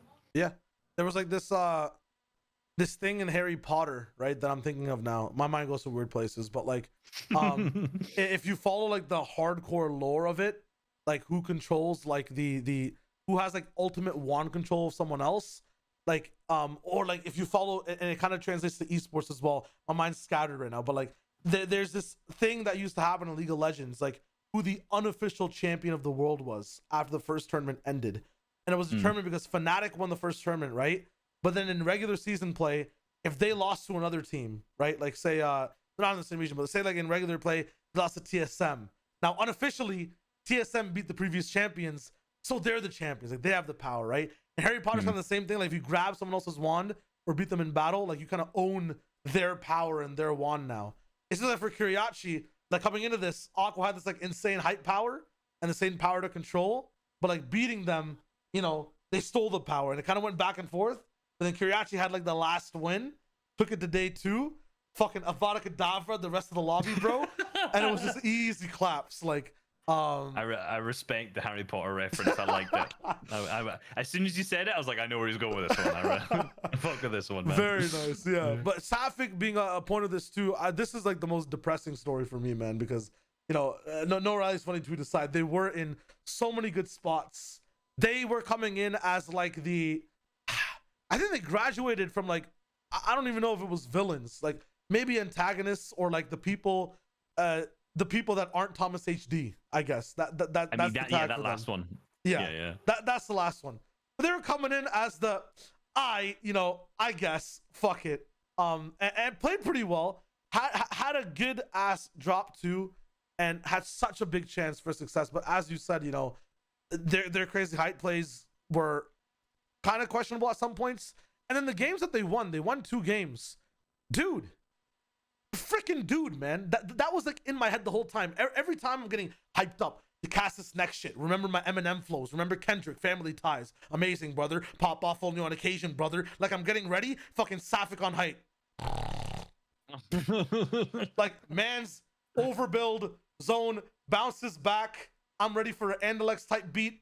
They're fucking cooking on the fires. You know, flipping the. How are things going? Oh, they're going good. Hey, same here. Doing nothing, bro. Getting nothing more. They're just fine with mediocrity. And I was like, fuck. There's 12 teams alive. Go win the game, man. Like is it bad? I don't remember any of their 2 wins. Like, is it? Like, I swear, they were I on have screen. zero memory The of camera, them. right? The camera was like focusing on the battle, and then by mistake, the cameraman coughed and looked up, and it's Sapphic just chilling, emoting on the background. Like they're just fucking vibing. They weren't finishing the games, and I was like, damn, bro. Like I guess height is not gonna be a thing to cast this game. We'll just focus on Teak trying to survive on low or some dumb shit happening on low. But damn, bro. Yeah, that's my one take on him. Like I said, I watched all of the height retakes today and yesterday, and I don't remember either of those wins either. I swear it's like the Mandela effect or something. Like, I don't remember these guys winning two games of love games at FNTASIA finals. That's like a good chunk of games. They won 2 games. I don't remember them winning 2 games. Like I genuinely don't have any memory. Like, I'm trying to think. Like, was there a game where maybe I saw them on? I don't remember any. How did they win? Like, what was the games that they won? Dude, it's like everyone else is fighting for height. Somehow Sapphic just gets it, or like the zone's too crazy, so low ground's kind of congested, and then this is the key. It bounces back. It bounces back while Sappic's up there, and now they McDonald's jungle gymming. They're just fucking rolling up. They see another kid in the playground, right? It's that awkward like 6-year-old white kid who just looks at you, has like sauce on his mouth from eating the chicken nuggets. He just looks at you like, and then just goes in the ball pit, and you never see him again. No sauce remnants in the ball pit. You don't see his parents. He was there and he's gone. That was Sappic's impact on those height games, bro. Just watching. I am the watcher. Come with me for these tales. Like not interfering. It was crazy. But I actually need to go back and bro, I'm bugging. They won 2 games. Yeah, man. On day 2, and it was like the they later won, games. and then how did I not? They won the second to last game. I don't remember this. Nah, I need to go back and watch this, bro. I actually don't remember. In the second to last game, who came second? Let's see what was going down in this game. Andalex 4-0 X Squeeze, Refsguard, and Dread Savage. Bro, I don't even remember this game. What the fuck are we watching? Am I on the right page? It's green is season 7, right?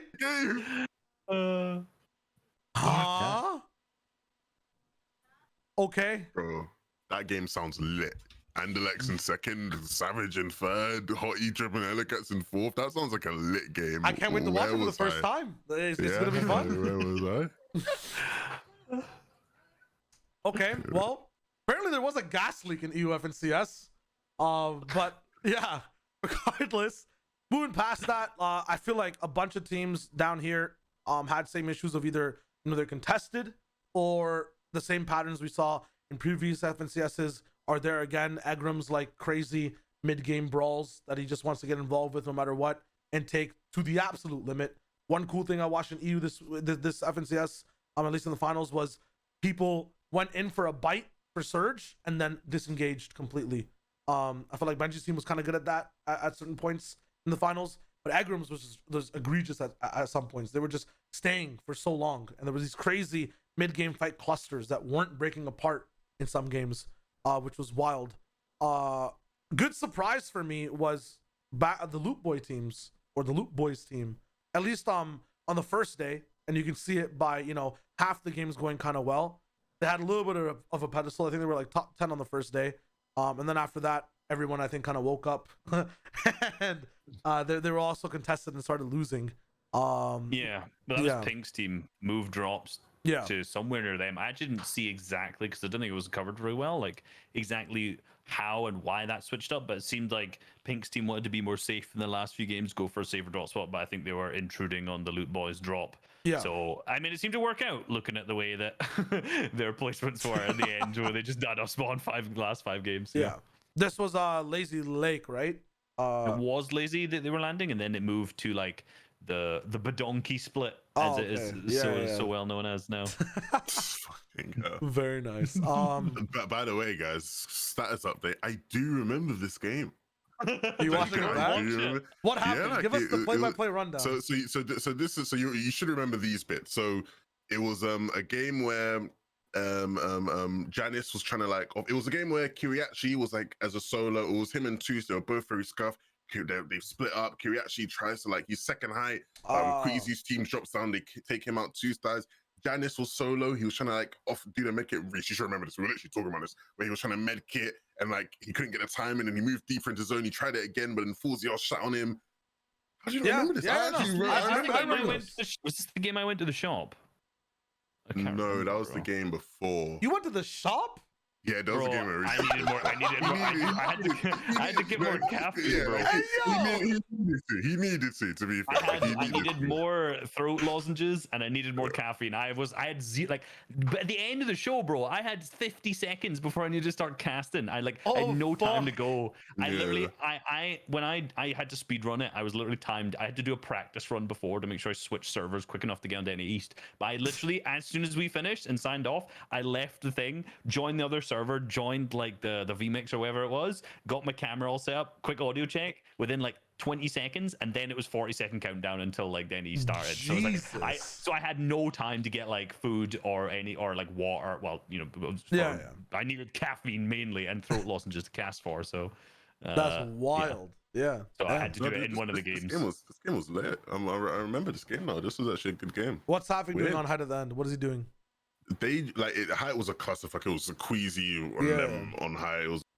What's Havoc doing in 9 zone? What's Havoc doing in 9 zone? Nah, I still couldn't tell you. While watching it, I still couldn't tell you. But below them, it was lit. Andalex was on Height getting freaky and shit. It was a good game. I do remember this now, but I just don't remember them on Height. And it's funny because the winning shot.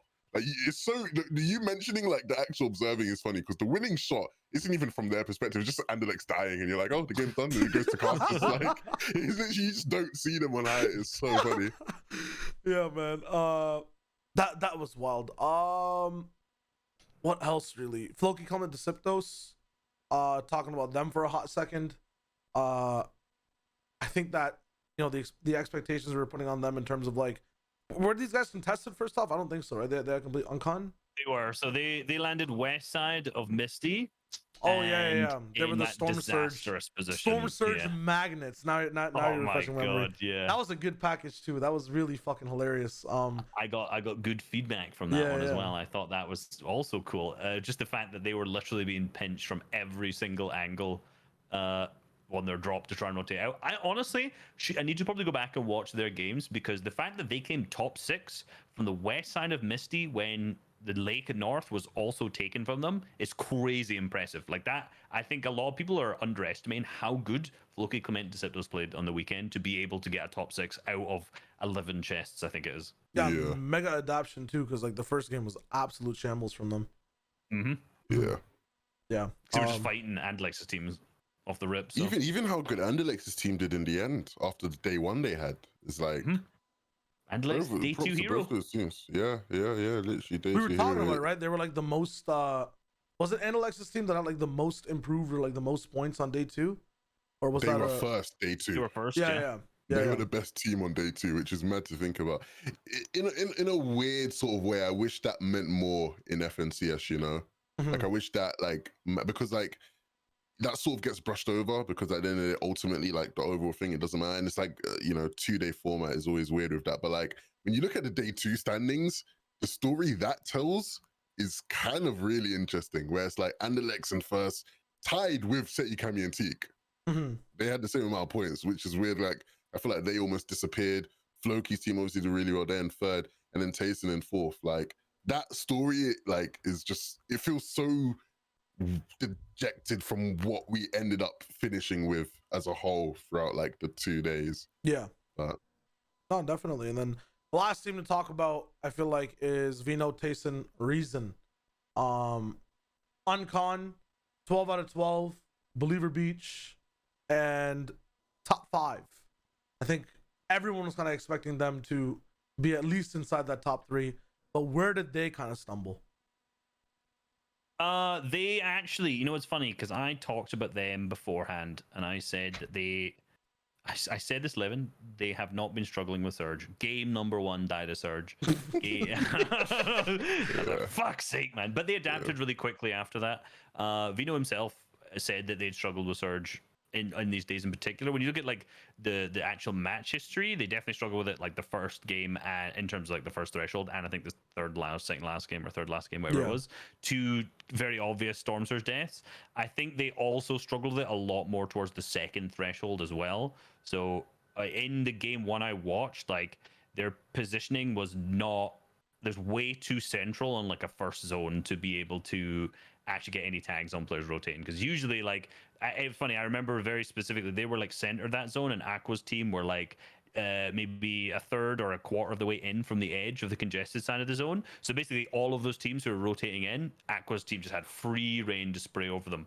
But because the next team was Tayson's team, who was center, they had a super free rotate to the next zone as well, because Tayson's team died to Surge. So it's like the only team that would hold them, because they're in such a good position, died to Surge. They just rotated in free. They took height that game and ended up winning. So it's like, depending on your positionings for Surge, was a lot of their issues early on. They fixed it, but it's like they just didn't have like any of the big games that we're used to seeing, really. There's a lot of like 9 elim games, which was good, but like we're kind of used to them being consistent, but then also like gaining a lead by having a 12, a 13, a 14. Yeah, exactly. Something like that. If they had that, they would have literally won. Been top 3. Yeah. They would have won one game. Like maybe the third is the first. I forget how they even fell on the second game of the day, but granted, the second game or the second day in general had the weirdest zones, bro. Like it was getting freaky with it. It was like, yo, yeah, day 1, my bad, guys. Let's rock it up. Let's go caddy. Let's have some fun. Let's see what's good. It's just, yeah. I mean, you people always also forget that, like, when it comes to top 3 and whatnot, sometimes it's just 3 teams separated by minimal amount of points, an elim or 2, even a placement. So playing even slightly better, and you're talking about even a double-digit elim win, that's fucking FNCS champions. So you've also got to remember at the same time, like, realistically, I feel like the players in particular, not necessarily. To be honest, I don't think the community does this so much, or us as people who discuss the game. But like the difference between a first and a fifth is actually pretty minimal when it comes to how the teams have played on the day, right? Like it's not like they played really shit by any means. Yeah, they had a couple doozies when the Storm Surge games, which a team of that caliber probably shouldn't be struggling with Storm Surge in that many games overall. But realistically, like a couple points between first to fifth is almost nothing. If they get floored and come top 10, okay, a bit different for this kind of team. But like when you're placing in the top 5, like the fact that they've split now is kind of crazy. But realistically, that's a crazy good performance. Yeah, it's weird because I was literally thinking about this yesterday. You know, I'm thinking about all the feedback I want to give to Epic people and whatnot, and I was thinking like, do we need Storm Surge anymore? Obviously, I know we've had conversations about like Surge deeper into the game, like moving Surge just shouldn't be a thing, but like in general, Storm Surge, like I was thinking like, is it really as good as I maybe once thought it was? Because I remember, I think Barla might have brought up near the start of the year, and I was like, Surge has been interesting because it's added like a level of depth to the game that's like really cool. But at the same time, those kind of things are only cool to me when they can actually be mastered, and like it becomes more of a skill gap in that sense, where the way Surges work, like when you have a team like Tayson, like, and you're talking about how like they never struggle with Surge, but then in finals, like they're struggling with Surge for whatever reason, it does just make me think like, I don't know if I like this mechanic because it doesn't necessarily like the best teams can still struggle with Surge, and not necessarily because like not anything to do with how good they are as a team, just the circumstance means they can struggle with Surge, and I don't think I like that. And it just made me think about, you know, that problem that we have with Surge and the top teams and that relationship. I don't know. I actually think the Storm Surge is the biggest skill gap between these top teams in the finals lobbies, and without it, a game would be way more boring. Like, well, firstly, what would stop these teams from doing well if it wasn't for Storm Surge? Like a lot of the big thing that gets in the way of a lot of these top teams is the fact that like they will have some sort of issue with Surge.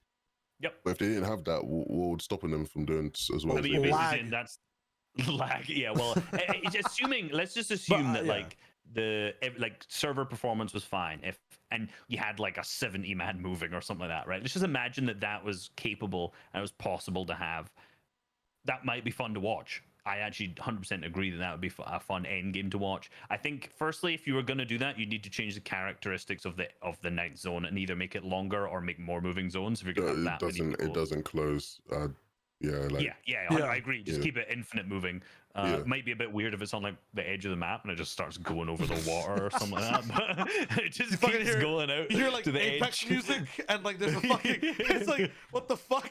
Just switching games entirely is going on for so long. Yeah, I think that would be it. But also, I think it makes rotations not interesting in this LAS, right? Because right now there's a good balance between like. So the reason Deadside mainly sucks at this point is because you need to get Surge, right? If you just go full Deadside, you're not gonna be able to get enough shots because there's not gonna be players rotating there, right? If there's no Surge, everyone goes center, second, third zone. It just gets congested as fuck. No one can rotate after that. Tons of people die, not because of like a skillful positioning that they put themselves in, but because they essentially come into a cluster. Then you put, okay, maybe we go Deadside. How many other people have that same like alternative? Rotations would become horrid with no Storm Surge. Like right now, like in super stack games, the balancing factor is the fact that you kind of need to go towards congested side in an area. You need to get close to it, dabble in it, so that you can get shots on players to get the tags off, rather than just everyone just going center third. Cool, we get fourth, and then the RNG face. So my counter to that would be, as much as you might have that issue, to some degree, I think you could change things to stop that from happening. Definitely. But you'd still, good positioning would still be a skill gap and an advantage. It's like when I watch like an Apex tournament, they don't have Surge, but like the best teams get good position, and those teams who get bad positions where like they put themselves in situations where they can't rotate well end up just dying, right? Because of that, like you've not put yourself in a good position. And like because I thought that way. Like I felt like Surge made positioning like more important, and that became a skill gap. And I still agree in the sense of like Surge probably is still the biggest skill gap that we have in the game for pro teams. It's just like I don't think the way it works is like consistent in that and being an effective like mechanic of the game that we should continue to keep. Whereas I feel like you could still keep like positioning being important and being a big skill gap without Storm Surge. Yeah, I would love to see how. Sorry, I didn't interrupt for a second. I would love to see how it works without it. I genuinely would love to. I don't think rotationally it would be as interesting, but I would love to like do a test. Obviously, lag would fuck, but like I like to see how it would actually work out. An issue with that, yeah. Two-parter answer to this one. So I see exactly what you're saying. We're kind of all the mechanics we love about battle royales get diminished by Storm Surge. It becomes Surge Royale in a sense, and Levin's also basically saying that sometimes when it comes to Surge mechanics, like no matter how well you position yourself from a battle royale perspective, some stuff for Surge is sometimes untouchable and out of your hands. You can do the perfect things. People don't rotate sometimes. Am I right in saying that? Well, I mean, if you're in the perfect position, most of the time, no, because you can't avoid like the perfect staying away battle from royale position. You know what I mean? Oh yeah, yeah, of course. Like center zone, blah blah blah. Yeah. If you're talking about like approaching the game from a certain perspective, Surge can sometimes just be far away from you, or like you're working towards that skill when it's so far away from the battle royale skills you need to win the game. So when it comes to like, you know, is the answer to the question of would we be fine without Surge, with how the map is right now and how the game is right now, I would have to say no. I feel like one of the reasons positions are abused in Apex a little bit and PUBG as well. PUBG, it's a much bigger map, much slower paced as well, and higher TTK in general, right? You can't build, and you have vehicles. So there's a difference in how things work there. Positioning matters a lot more. Don't really need as much Surge. Or like lower TTK, lower TTK. Apologies. It takes a while to confirm everything, and you can really work with the movement. When it comes to Apex, I think one of the reasons position matters so much is the map, the way things are structured out. Everything's smaller, and getting certain positions is like an all in or all out. It's much more punishing. The abilities that you move around and whatnot, and they let you do crazy things at a very short burst of power. It's like you'll have that Gibby shield, but it's gone, and then you're on a long cooldown, right? You'll have the Wraith TP, you'll have the invulnerability of the Wraith, the launch pad from Octane, but then it's on a long cooldown. You have to choose your bursts of power there to work with position, and the map is so much smaller, position matters more, and you can punish more teams as you're closer to you, and you're always going to be running into people. The issue with Fortnite, right, why I think Surge is still needed, is that the map is a little bit bigger to where things are so wide, you can stay a little bit more passive, right? And then the TTK, it's like so long because of the building. It's incredibly high, yeah. Yeah, 10 minutes. Yeah. The burst of power that you have defensively from your abilities in Fortnite, which are your builds, it's permanent. If you're in a bad position, you can stay in that bad position forever and never get punished. You have a permanent Gibraltar shield. Yeah, you basically have permanent health. It's never going to go down until a very later point of the game, and then it impedes server. And it's not even that about impeding the server. Then the good position doesn't matter anymore. And so I feel like for the first little bit, maybe for like a week or two, things would be fine without Surge. But then people would realize they literally have God mode enabled, and they don't have to do anything. And then we're in trouble again. Now, if the map was smaller, if the map was a little bit different, and builds could be punished more, like people were running into people more, was close range, box fights were happening, I would agree you could remove Surge. But quick ad before you say your point, Levin. I think it's not smaller. I think it's less open in terms of needs to be smaller. The entire map needs to be condensed because there's just too much space in first zone. Maybe first zone needs to be smaller. I don't even know, but like the map is just so widespread that people can just move around and not see anyone for a long time. My biggest gripe for Apex and why it's also a lot of fun to watch and play is, bro, so I'll put it in Fortnite perspectives. From Believer Beach, you can hear the fight going on at fucking Dirty Docks. Like, stop. It's not that bad. Okay, I get but you know what I'm saying, right? Like, it's crazy how far away you can pinpoint stuff that's going on. Fuck Apex, first of all. Third-party ass game. Like, it's an issue when you're playing it for the first time. Never-ending first party. It's so annoying. Like, you have to. It really pushes you. We always said this for Fortnite, right, since the beginning. How do we get people to really take it seriously as a battle royale? Use battle royale mechanics. It's to punish dumb shit like going for fights, because in BR you shouldn't. So you know what? I didn't reference Apex because I think Apex is a perfect game just from playing Apex, not even like competitively. I see so many flaws in that game. But it's like the problem I have is that without right now in Fortnite, without Storm Surge, there is not a big enough sort of bracket where having good positioning is so valuable. Like that's like, you know, that's like the main thing I've sort of taken from your explainer, because you're right. Like maybe for like a day or so, people will be like, oh, what the hell? And like it'd work. But then when the people who have bad position realize, oh, actually, I can't get punished as much as I probably should be for this bad positioning, because I just can have like, so we have 1,500 builds each or whatever, blah, blah, blah, like we can rotate, you know, and if there's movement in the game as well, that would be like even crazier, right? Like it's not the level in terms of like in Apex, good positioning, bad positioning, you're screwed. Whereas in Fortnite, without Surge at least, good position, bad position, it's like you'd be here. It's like the good position guys are like here, bad position guys. It's not enough to really make it the balance good. So fair enough. There is a way to fix that entirely and keep the map the same and keep everything the same. Cut 25% of time on every single portion of zones. Waiting for zone, when zone moves, just cut 25% of the time from both of those. Or maybe even, I don't want to say 50 because that's a little bit crazy for the outside POIs, but cut 25% of time off of it. So instead of 3 minutes to move in a zone, you have 2, right? For the first zone. Or I guess 33%, my bad. I'm horrible with math, holy fuck. But it's like, just make Blitz Royale. Speed things up, because then if you're in a bad position, you will have, like, you're going to be exploited at some point very fast. You're going to have to move with that zone, right? If you're taking bad things in certain ways, like, you're on a timer now, bro. You have to go, you have to fix the mistakes. That could be a wave, and then you take Surge away. Because then the faster the game goes to, less time it's active, the less server actually works, and the more people die off of bad positioning, right? I'm trying to. If only we had custom options to test this stuff for ourselves. Hey yo! Yeah. Good talk. Yep. We have to cover this because if we don't, we'll have angry comments and DMs. NA East happened as well. I'm gonna go grab some food. I'll see you guys in a bit. NA East rolled through. Dukes, Justice, users won out the whole thing. And we're not sure if I'm supposed to be ecstatically happy about it. I'm not sure how to feel about it, Reese. What were your initial reactions?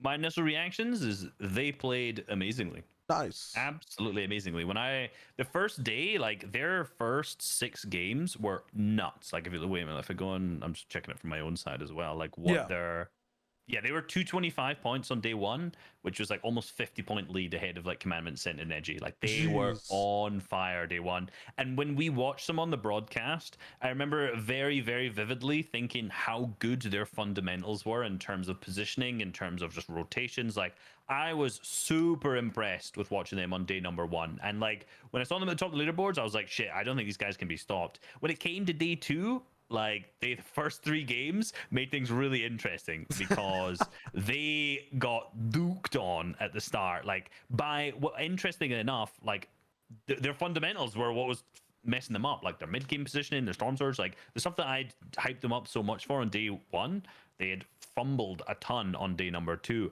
and I was like, oh, this is gonna go close. But they obviously brought it back in the final 3 games and ended up obviously winning the last one too, which was super hype. Really good moment to watch. It was like a very nice, they got the victory royale kind of moment. They won the whole tournament, which was super sick. So from them, like, bro, no other team deserved to win more than them on the day, no doubt. Yeah, I think the start of the day that was rough for them was kind of the syndrome of,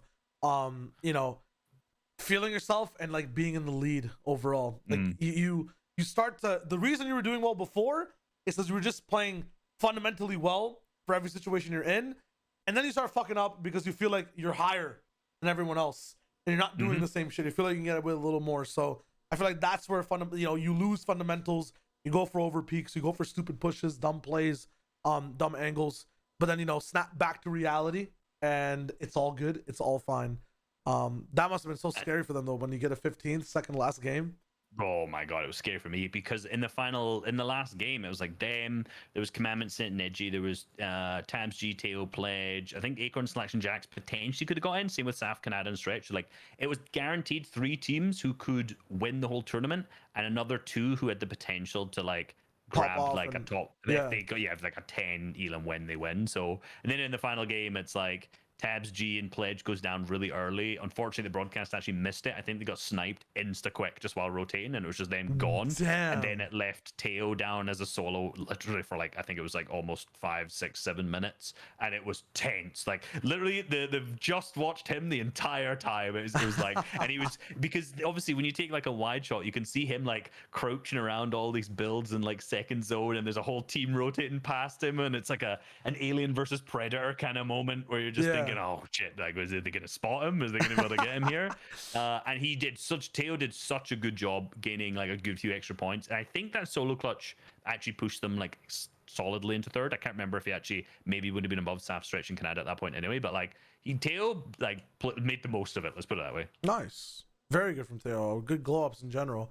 And then second place team, the saddest, I don't even see it as a super sad story, but like, you know, second, the Silver Stallions of the world. Ooh.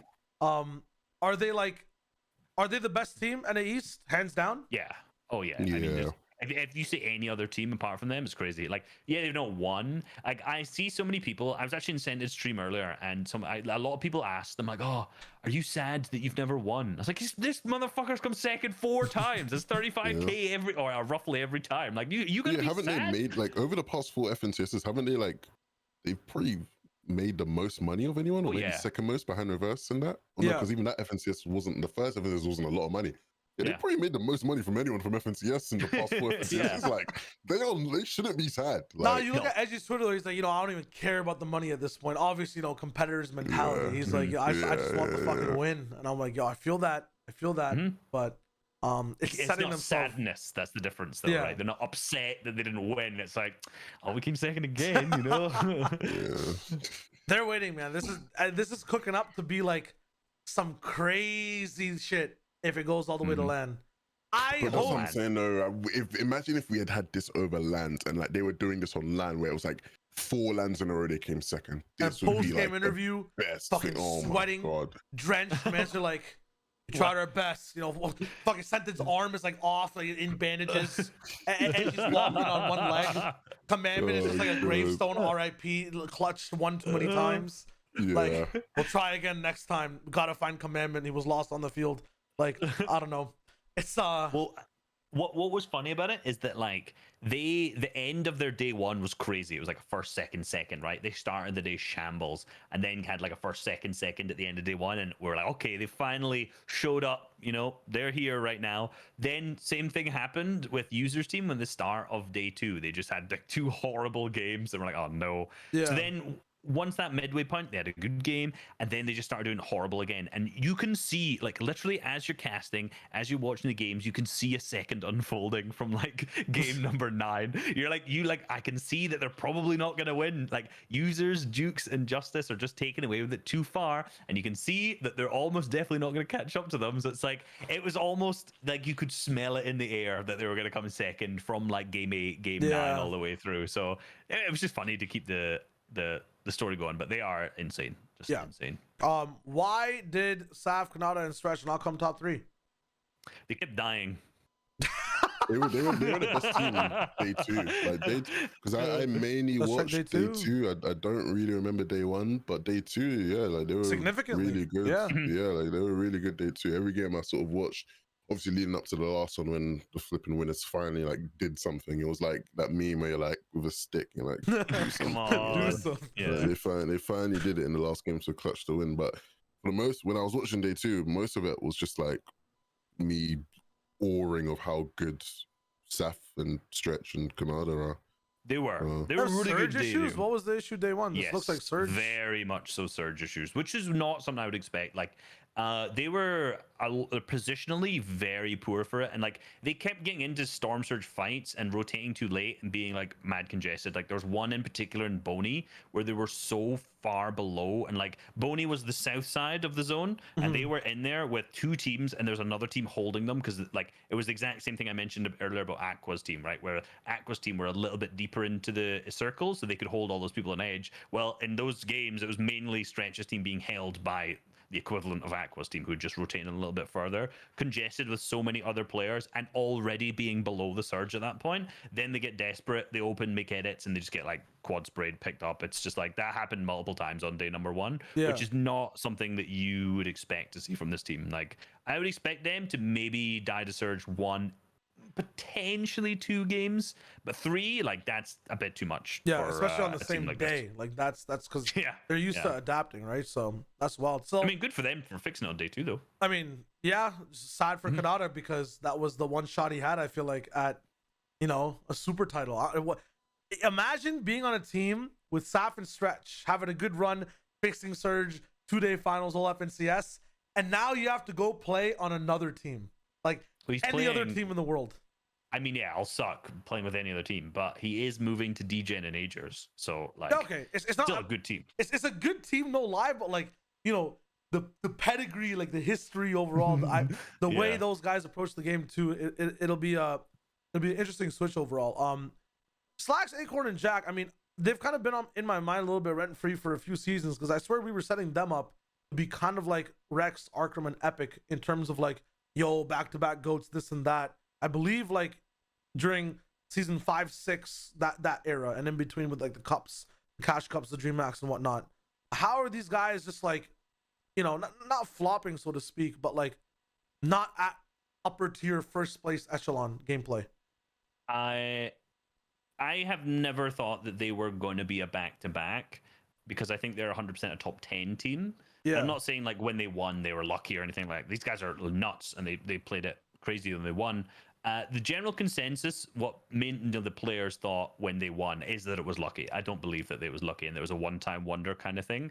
I just think that Slacks, Acorn, Jack are like a top 10, potentially top 5 team. I'd have to actually think about it fully on the region. I almost definitely put them into top 5. So like, I don't think that they were a team that was lined up to do back-to-back or back-to-back-to-back-to-back or anything like that. And I just think like a 5th is like where I probably would have put them on the day. Actually, where did I put them on the day? That's a good question. Oh, it came. I put them 8th. So there you go. Yeah. Yeah. So it's that was a 3-man classic of Booga, Avery, Nosh. But I'm also not sure if we're gonna be seeing it next season. I've not heard anything about that team switching up. But again, like for them, I don't know. I honestly don't know what happened with them apart from when I look at the second day, they were really bad to Storm Surge as well. Which again, just I'm not sure how a team of that caliber struggles 3 games in a row with Storm Surge. Like maybe there was like hit registration issues, which I've seen a lot from like lag. Yeah. Maybe I don't know, maybe there were some other issues because a lot of times when I say things like that, players come back, they go, "Oh, this is some bullshit happened in the game." But when you look at 3 games, that's quite a lot to die to Storm Surge when you're like a team who I think a lot of people could have pointed as winning. Yeah, no, definitely. I just wanted to go back on Slacks, Acorn, on Jack just real quick because it's very weird to me how obviously I'm not in the NA streets the way I am with EU, so like I'm not as aware of what like people and players think as I might be with EU, for example. But like I remember before the actual finals where they got like 13th and didn't do as well anymore, they like when you looked at the events they had won and everything, they were like on the verge of like one of the best runs we've ever seen any team in Fortnite history have. And it very much confuses me how they go from that, where genuinely, if like let's say they had just gotten the fluke back-to-back win, right, and they had one FNTASIA instead of getting that 13th, like that would be viewed as like arguably the best run we've seen any team have. How do you go from that to not really like in that conversation for being like one of the best teams in your region? Well, like POI power is one of the biggest things for it, right? Because like I swear the season they were popping, they were also the only team that had like a rocket launcher. Correct me if I'm mistaken. that was the season that Hydro 16 was explosive. Were they getting Hydro though? That was Zayt that was getting it that season. I think Zayt transferred to it, but like I swear, Hydro Rocket was there for a little bit more than usual, right? Like than a season. It was like a season 0.5 that it was there for. But I don't think they had it because they were the Slurpee team, but they didn't have. I know there was definitely a season where Zayt's team was the one that was there, so they definitely weren't getting it that season. Yeah, but I swear there was also a season where they were also getting it. But I feel like POI power is like a big thing for it, but there's still a Slurpee team, and the Slurpee team like wins EU overall. Like that's not enough. Yeah, that's why. That's this season, right? Yeah. So, and once again, it's not like we've done bad, right? We literally just talked about how like 5th in FNTS isn't like you've had bad or you're not good or anything. So let's not be hypocrites. But in terms of like the general narrative, like you're talking about, Reese, like the narrative isn't that they are like in contention to be considered like the best team in their region. And when you look at it, right, when you go from where I said they were in terms of like you've had one of the best runs to now you're not even considered to be like in that conversation. It seems harsh to say this, but like that's like one of the biggest drop-offs we've seen in Fortnite, no? Like in terms of like being that elite, like considered that elite, like versus now, do you know what I mean? And it's not massive in terms of like they've gone from pros to, retired or something, but it's like just in terms of like the namesake and how you view them, like that's a big drop-off, the way I see it at least. I'm looking through the results, right? Just quickly, just because I want to refresh myself on what the performances actually were. So there was obviously, when it started that season, their qualifiers, so they were in the qualifiers in the round 4s, they were 12th, 16th, and then 9th.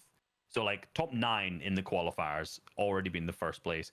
Then they started popping off in the Cash Cups, where they placed first. Then they won their heat, which heat obviously isn't necessarily like, the quality of heats isn't necessarily as good. In particular, I think that was when there was 4 heats as well, so it was significantly worse. Then they came second in a Cash Cup, and then they won the finals overall. And then next season, or either after that, it was, when was that? Yeah, or 2 weeks after that, won a Cash Cup extra, and then that was like the streak, we'll say, or reverse 2K Cup, when that was the squads one.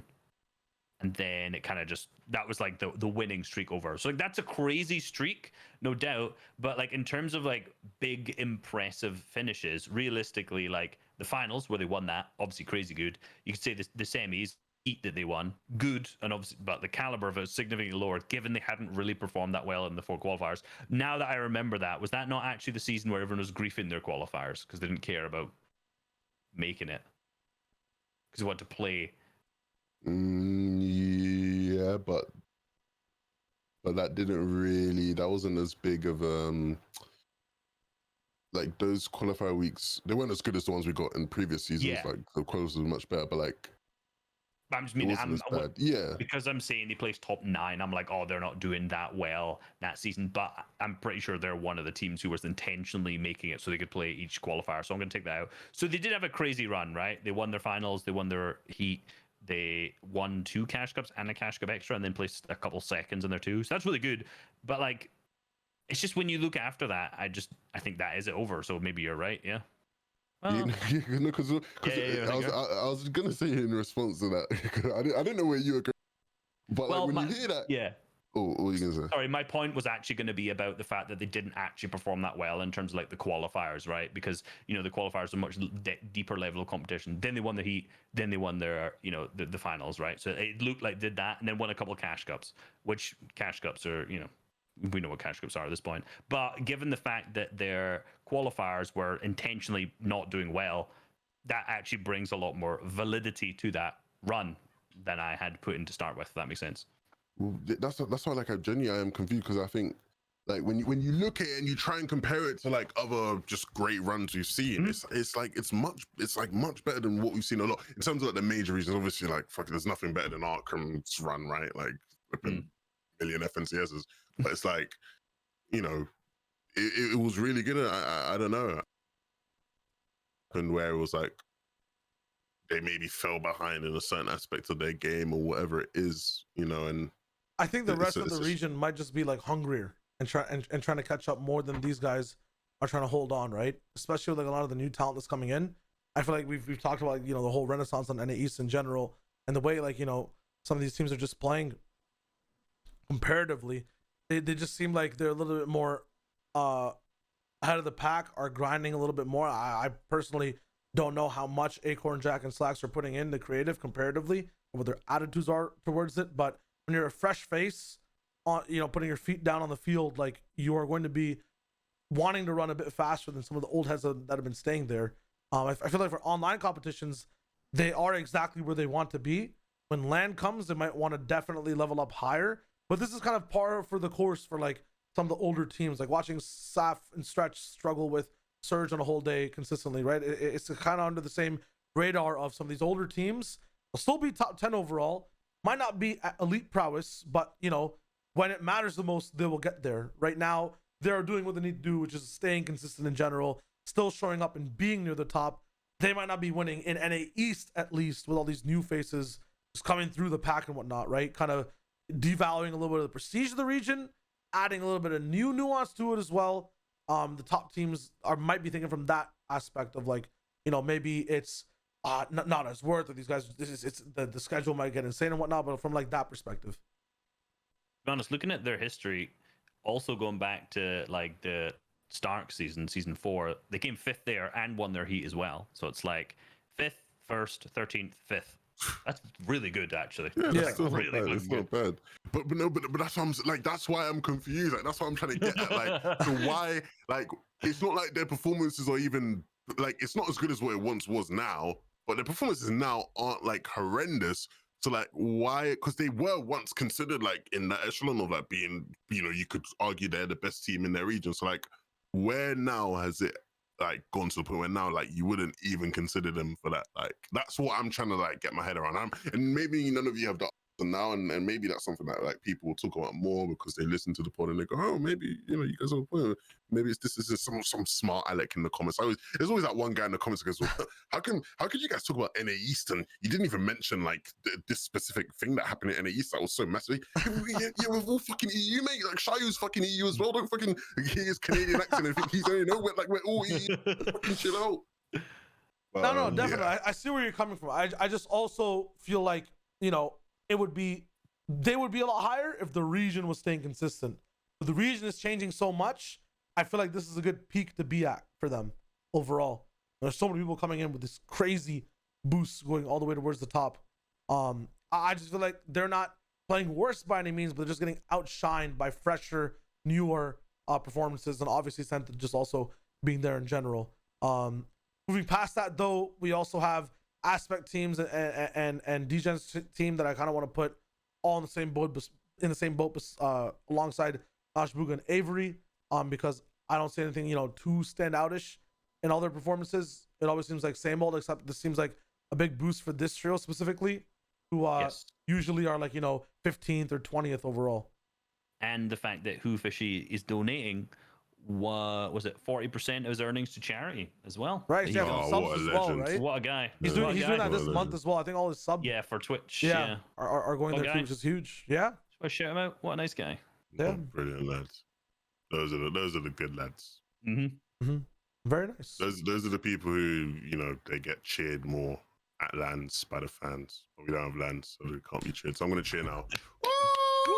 Hey, very good strat to raise awareness, to get Epic to raise the prize pools, right? That was the for him only. Imagine. DGen Ages Skittles, the end of an era, and I'm kind of sad about it. I wish I was sadder though, if these guys just made content around their shit. But it's always just highlights. People that would be like massive if there were LANs. Like DGen Ages, they would be massive if there were LANs. Playmakers. Damn, that's actually facts. Yeah. They would be massive. But it's over now. Is it? It's broken up like 4 times. Like, is it actually gonna be done? I mean, if you're getting Kanata in the mix, I think it's done for a season at least. Yeah, yeah, probably. Like, that's a pretty solid pickup. Unless Zate last second is just like, yeah, I actually just don't want to play, and then it's like, now everything's fucked everywhere. But yeah, I mean, I'm not. Where's Skittles going to past this? I don't know where Skittles is actually. Chap coming out of retirement. I'm joking. I'll see if he's tweeting anything. This was a big up season from Rokane, at least. I watched him specifically in this trio a lot in qualifiers and semis. Rokane really picking up the slack from previous seasons. A lot of people had him pinned as like the weak link of the trio in general, and one of the reasons why they're not like doing the worst, but it's like, why is this guy here when it could be anyone else? In terms of, you know, that literally was the narrative. It was like, Com is so ruthless, dude, like man. what does he actually offer? But like, I believe in like the week that they actually qualified to be here and whatnot, he was the one clutching for the team, and like their high performances was them rocketing into endgame, and Rokane was the last thruster left to push them like 5 placements higher with 3 more elims by himself. I'm not sure exactly how things went like in the finals completely, but seeing a 9th, they're in form. Usually Mega Rokane dubs come in 30th in the heat or like some stupid shit in a qual or heat, qualifier finals, and end up with like 6th. And you're like, yeah, dubs and Mega are still doing stuff, and wow, they're also with Rokane. Cool. Like, fly by the radar, top 10 every season. Nice. What's funny is this season for them, the qualifiers, it's just like this classic story that I cannot be arsed to tell anymore, and I hope we have a better narrative in the future. Well, they were contested, right? When it comes to their drop spot in the qualifiers, they always had a team there, and when I watched them, it was probably like one of the worst, I don't want to say the worst fighting styles for it, but all they did was box up in main defensively, and then like the other team just applied pressure, everyone else rotated in, and third party them, the games were over. So like the qualifiers were a bit iffy, but now obviously they were uncontested, they were moving out, they weren't doing stupid shit like that. But it's just like, I don't know, like are they a top 5 team, or are they more a 6th till 10th team? Like, I'm not surprised to see them in this position, really, you know, just based on historic performances. I would put them literally at 6th place on an average day, in top 10 on a bad day, and in top 5 on a good day. Literally, I put them 6th on my predictions. Nice, so very good, very good, very nice. I agree. 12th, no, it was 12th and 7th that were having the beef, right? Palazzo and Degen. Yes, the fact that they both and they're both actually this came high. top half, yeah, it's good. Yeah, because the other side of the coin was 11th and fucking 25th. Mistake me if I'm wrong. The real coin, that you're looking to flip here is 33rd. I don't want to go there. It's too early. I just got my stitches. You're asking me to rip the bandage. We will get to 33rd because I don't like seeing their names there in a second. But also 15th is very sad to see. Day Miro reverse. What happened? Sapphic slept on high ground and got a better placement. What happened here? Yeah. I mean, they just were not good. That was it. When it came to early and mid game in particular, shambles.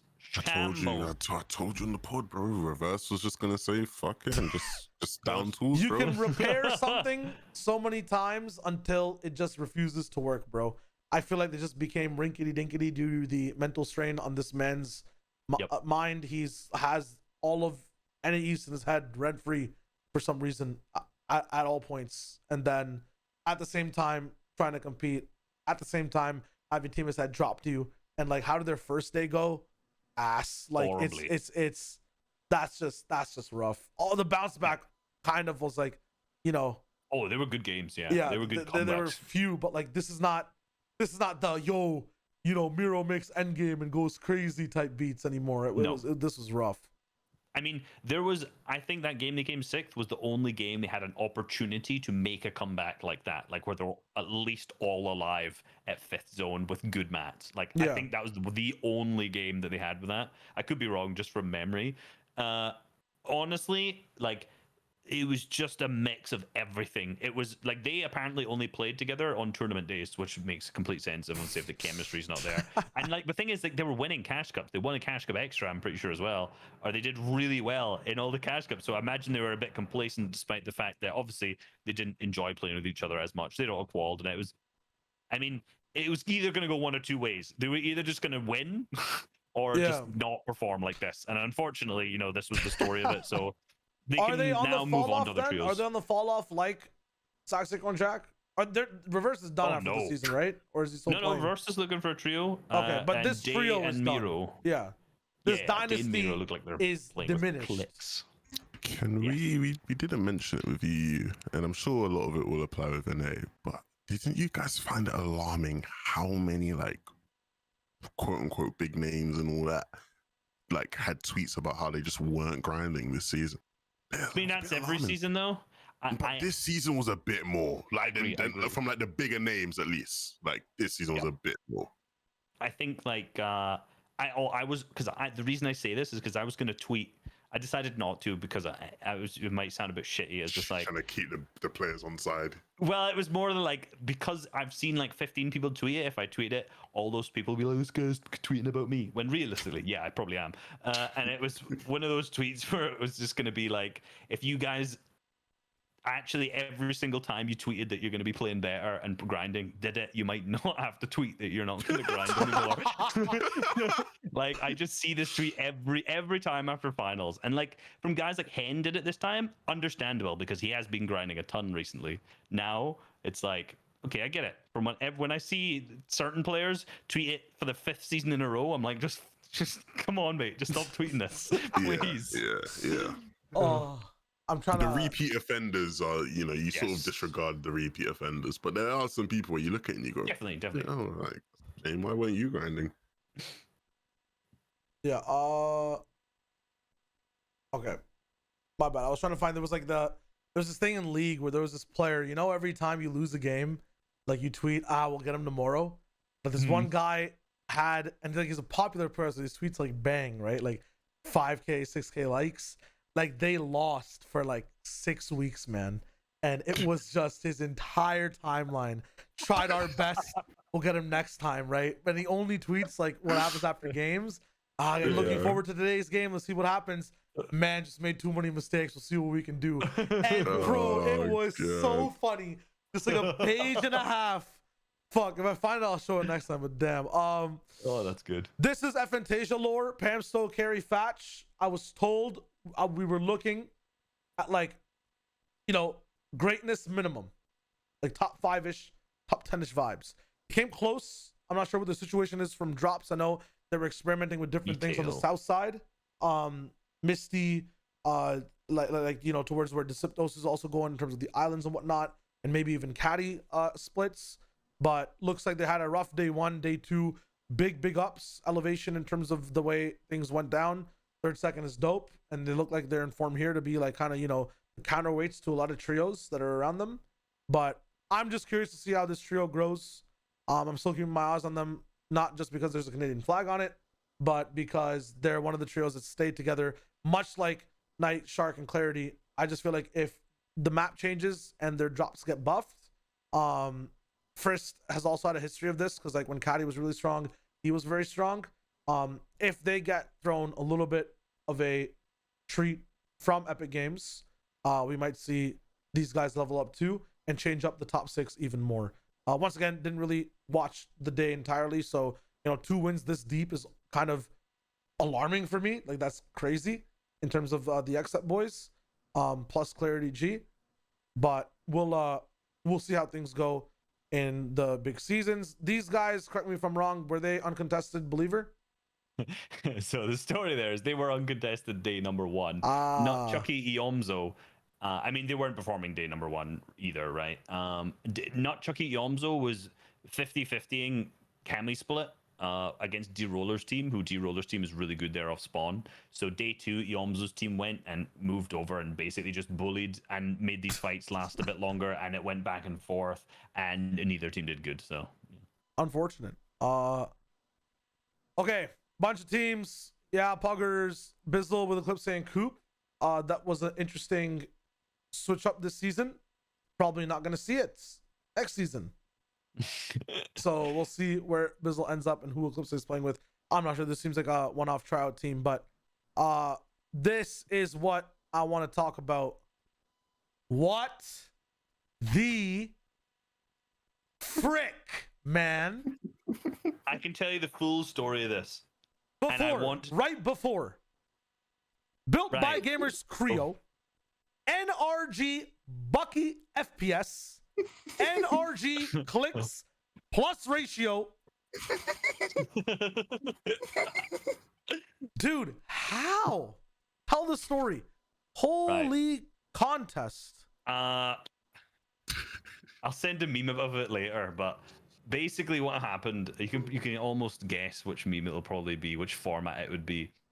So they're contesting and they are losing very badly to Bully's team, who is historically very good at fighting there. They've also, pretty sure Chap's team, when they contested them, ended up being last as well. Which I don't know, POI? or they were bottom in Steamy. Steamy, So like both okay. teams, yeah. So like both teams call through Steamy.